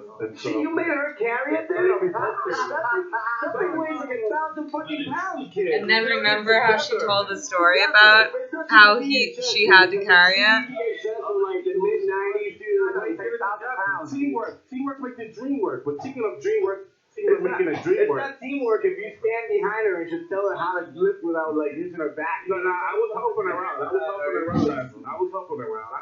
You know, I mean, you know me. I was carrying the bulk of it. I was like, come on now. You gotta pick up the. No, I'm just. But no, it was, you know, so I carried it up into the room that I'm at. And I watched Kill Bill 1 and 2. Not Kill Bill 1 and 2, I watched Kill Bill 1. Then I watched Hot Shots Part 2. I like that movie, man. That's like. But I fell asleep though, because the thing about that movie is you gotta listen to that. You gotta watch that movie because that movie has so many different layers to it. Hot Shots Part 2. It's not that deep of a movie, bro. No, but it's so funny. It's funny. So there's like you gotta look at the movie because you gotta get all the funny stuff that's happening. Like when the guy who takes it out castle, you open up the refrigerator. He had Hungry Nomad in the refrigerator. Like Hungry Man, but Hungry Nomad. He had all kinds of crazy. Classic movie, Hot Shots Part 2. What? Hot Shots Part 2. I always wondered how this Hot Shots Part 2. Part 2? No. Wait, D-U-E-X, right? Yeah, Herb knows. Like dude. They drop it a D. No. Hot Stop. It's a French word. It's Hot Stop. So thank you, Manny, for helping me out to make it, and I can now watch it. You're the real MVP. But I want to talk to you guys though. It's a great I segment. mean, we can communicate because I feel like me and Steve was talking about a lot of communication. Well, props to. Man, I'm singing this. Tyrone, you? Tyrone. I can go on the You want to be like a fucking up man child for the rest of your life. That's what you want. That's what you're proud of. That's what you're doing right now, and you're like, ha ha ha, I love it. You know? I fuck up, and then I just talk about Duke sticks, and then I do like, and then I talk for Joe Murray off mic, and I'm loving it. No, but Steve you don't deal with me. No, but there's you know, something it's about like that. we're not gonna deal with you. We don't have to deal with you, and when push comes to shove, when the pressure's on, you're gonna. I mean, you're not committed to anything. No, but that's a That's why you don't get shit. That's a contradictory statement that you just That's a contradictory Tell me how it's a contradictory statement. Because if you listen to me or you didn't hear me, I just told you that in 2 days I'm going on a lean diet. So that means I'm trying to get my shit together. What did? No. You did? But you haven't done it yet. Okay, give me 2 days. That has anything to do And with. I'm gonna be playing. That has something to do with you shirking all your other responsibilities. That's one part of Communications and it's all a part of a puzzle. how you deal with people. Because if you look good, you feel good, right? Steve? Only God knows what you're talking about, kids. I love this song. Prosecutorian too. Yeah, it's a good one. Yeah, this is a good one. Good baseball card. Oh, guess what's outside? I saw some girls. Guess who's playing in soccer? A whole bunch of girls are playing now. There's a league. They let women do soccer? Can you believe? I don't know. Well, the girls are not women. They're little, like, I think they were like 4 years old girls playing soccer. It's like a whole bunch of LP. Yeah, they do that. It's cool though. It's a good league, you know. I mean, for them. Yeah, they do that. It's a good league for them. They do. They do have little kids soccer matches out there. So I saw some before I got in here. I was you like, join in? No, I was just giving this girl was Just like, this girl was trying to like. Maybe I will, maybe I won't. No, it was fun. There was practice kicking. It was cool. It was Beautiful dad. Hey guys, I got a review. Okay.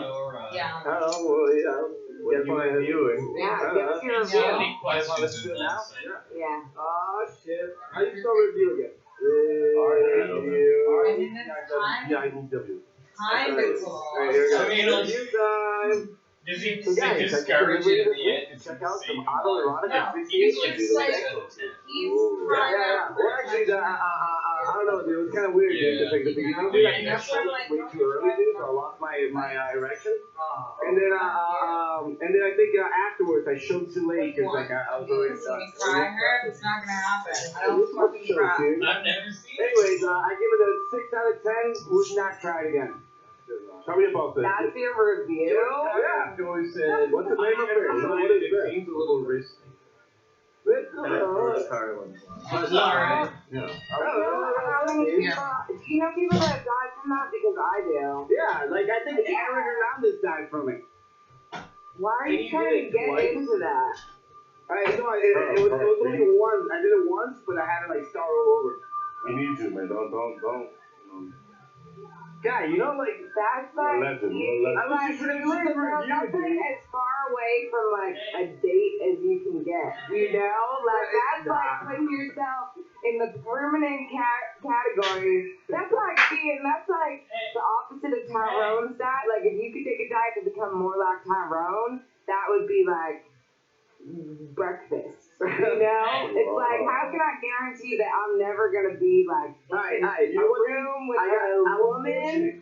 I was fortunate, dude. I was reviewing it, dude. I was just reviewing it, dude. I didn't like it You're that much. reviewing the rest of your life in isolation is what you're reviewing. Yeah, that was a weird review. Hey guys, you want to review? I liked your. I was a little bit. I told you guys I was gonna do that. I like this. I told you guys I was gonna do that the other day. That I was gonna like try it and review it. Yeah, you didn't tell me that. I mean, not that I'm there. I'm glad you did it. Thank you for sharing that intimate moment. Yeah, dude. You know, Tyrone, try it for yourself, dude. Trust me, it's gonna be great. I think we all should. Tyrone would be like, oh my god, I did it, and oh my god, I was dying, and like, and if you played surveillance video of him choking himself, it will be like, you know, like he's just like touching part of his skin, you know, he's like such a baby, and you'll be like, oh my god, I can't handle that. I can't handle that. I want to hear Steve. I want to hear I Steve feel like I review. punched a tornado. I'm only gonna do it if Steve does it. Steve's gonna do it too. Dad, you can do it when you son. And I want to hear Dad like, yeah. So that you know, so you do slow-mo. I want to hear you just. You guys, when Steve trying to fool me, I know that he's a. Now you know that's how they do. You would say. Yeah, dude. You would say. Well, we did talk about Kill Bill earlier. Are you trying to kill yourself? Don't do it via that. That's the grossest way. It's like imagine like this kid that died in high school like that. It's like imagine your fucking parent coming in because that's who's gonna find you. It's not gonna be us. It's gonna be your mom coming over with her fucking Tupperware chicken for you, and she's gonna open the door and she's gonna have to find you and your fucking dead body with your fucking penis out, some like rope like.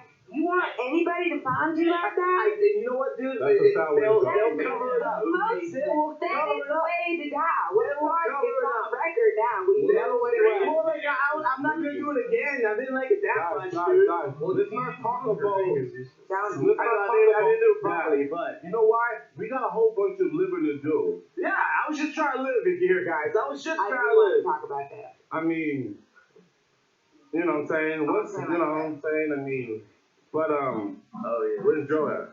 Hey, Tell us about your life, man. Tell me about you. You willing? Come on, you PIMP. Yeah, all right. Well, actually, this weekend I actually talked to my friend Brian, who's working on this studio upstairs here, and I'm gonna go in and lay down some of my new songs starting on Monday, I believe. Ooh, yeah, four on this side of my writing. No, but it's these songs that I like. And the songs that play isn't that what I wanted? No, well, yeah, that's coming. No, but listen. Careful. So carefully, yeah. Now that is going to be recorded, but it's a different setup. Like Pat's coming in. I don't talk to him last night. No, relax. I know I'm Tyrone. But I want that song.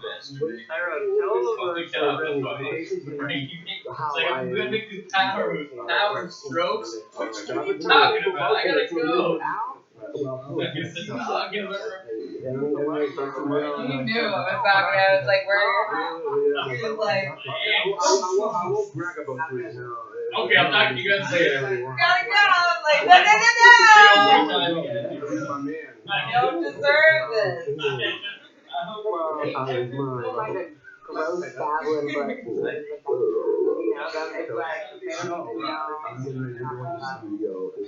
When are you gonna do something with these guys? Are you gonna do what I'm playing? Are you playing out to it? Guys, are you gonna do a project with Joan? No. Is Jared fired from your band? Looks like you have a new client. No. Come on, there's more room. Come on, man. I mean, also, I got her at gig next week. No, I want you to check it out. Are you playing? I perform next week. I perform there. In Amesbury? At Carmen Show. Okay. So you're performing. No, I performed there a week ago, last Friday. She got my Facebook, and then she just posted it, like, who looking for musicians to play for King?